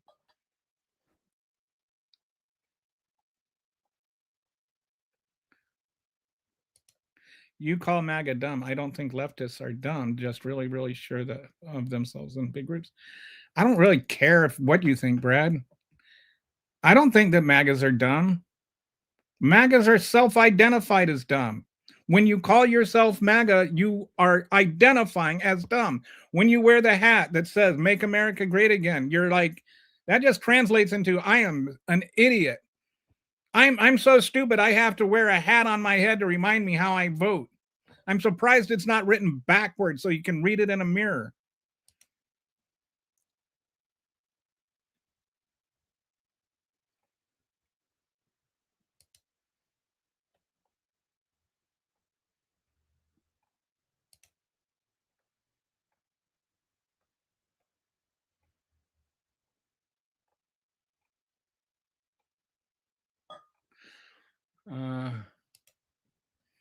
I'm not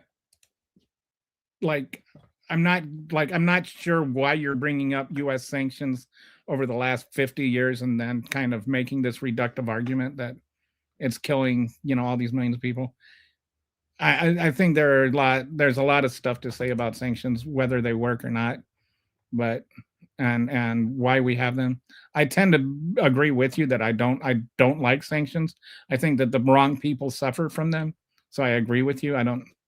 Not sure why you're bringing it up though.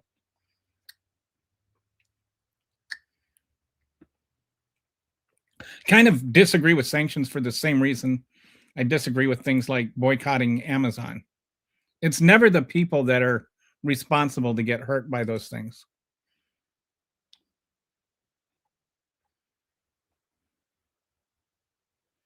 It's just like, yeah, the whole Gulf of America thing seems pretty dumb to me.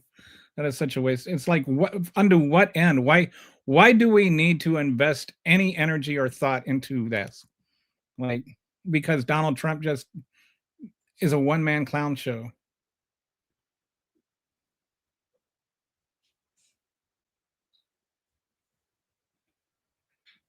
All right. Sorry. We don't accept that kind of trans hatred here.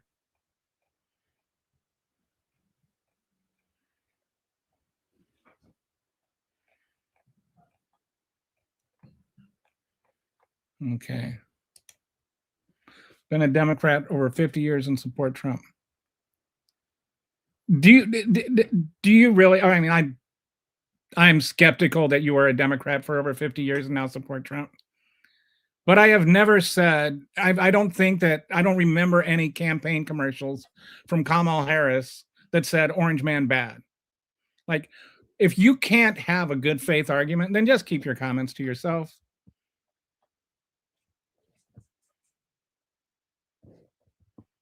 Like, if you were a Democrat for over 50 years, let me ask you this. Why were you a Democrat for 50 years? But like before Trump ever existed. He is attempting to change the name of Dulles Airport, name it after himself. Hookah. Why do you have to bring Melania into this? Get it? You keep pasting that everywhere you go. All Epstein files equals trials. I am a conservative. However, I like to read, watch, and observe from many points of view.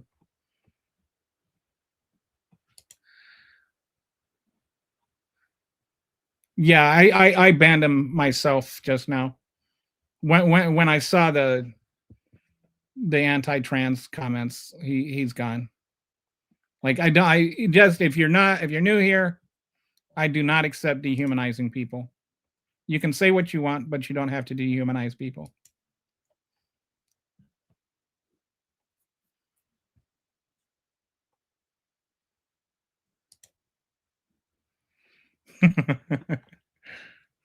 Thank you. Backwards hat. That is great. I like that one.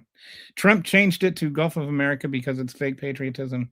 What is it? It's there's a word for this. What is the word I'm looking for?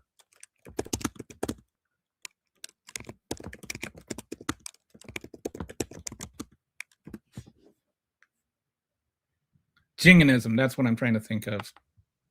It's just jingoism. The topic, I'm just going through comments and responding.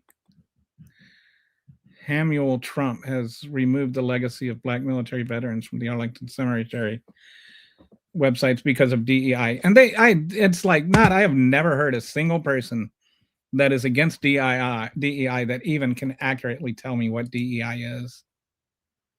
My big, beautiful ballroom. And why does somebody with such tiny balls need such a big ballroom?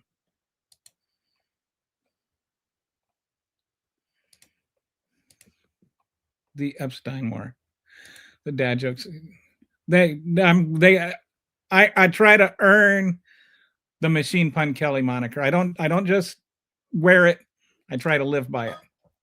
The problem is most people are in the middle and believe in things both sides do, but I don't know what the middle means though. Like, I don't think you were here when I was talking about this. Like, take healthcare and look at, give me a far left position, a center left position, a center position, a center right position, and a far right position. Like, most of us don't even think about middle. Like, it's just, what does middle mean? We're just, it's empty. The word centrist is such an empty thing. It's totally meaningless.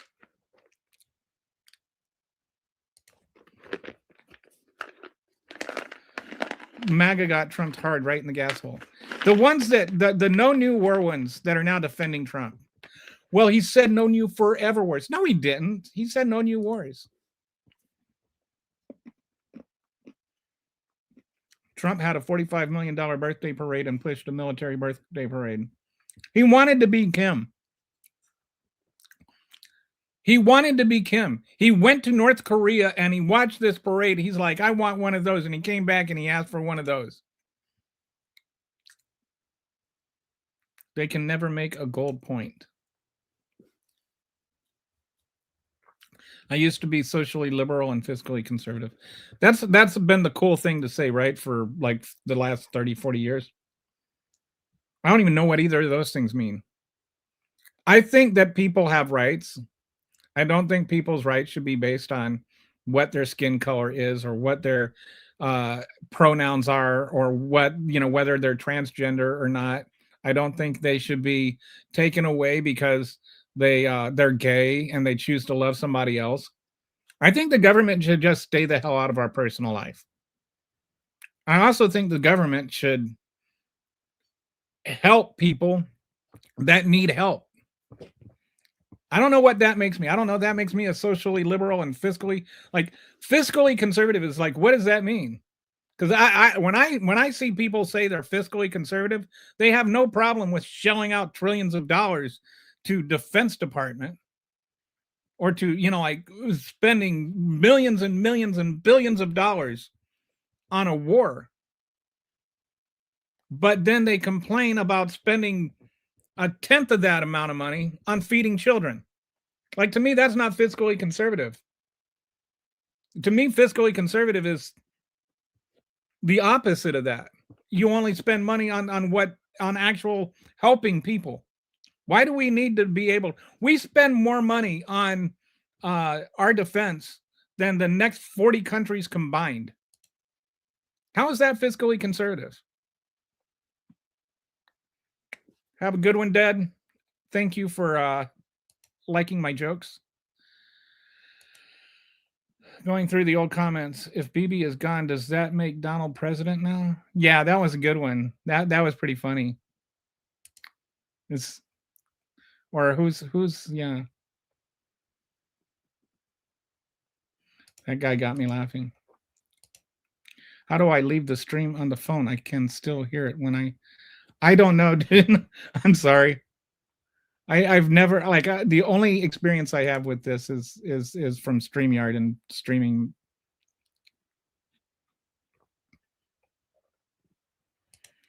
I don't know what fiscally conservative means when Republicans round up the deficit every time they're in office. Yeah, how is like the tax cuts that add $3 trillion to the deficit or whatever it is? How is that fiscally conservative? Oh, because poor people don't get food stamps now, so that makes it fiscally conservative. Yeah, we've already been through that. We the people, we have all red blood who made us life. Yep. Trump followers believe that only Trump can bring about MAGA. It's nearly a religion. What do you mean nearly? They literally pray to a statue of Trump, a golden statue of Trump. Close the YouTube app in the background. All right, so there we go. So I am sort of caught up on the comments now, and I think I was going to go through another slideshow, but I think I'll save that for tomorrow. I think we'll just end here. It's good to be back. See you guys again. I hope you subscribe, Dr. Dredd. I appreciated your civil pushbacks. I'll talk to you guys later.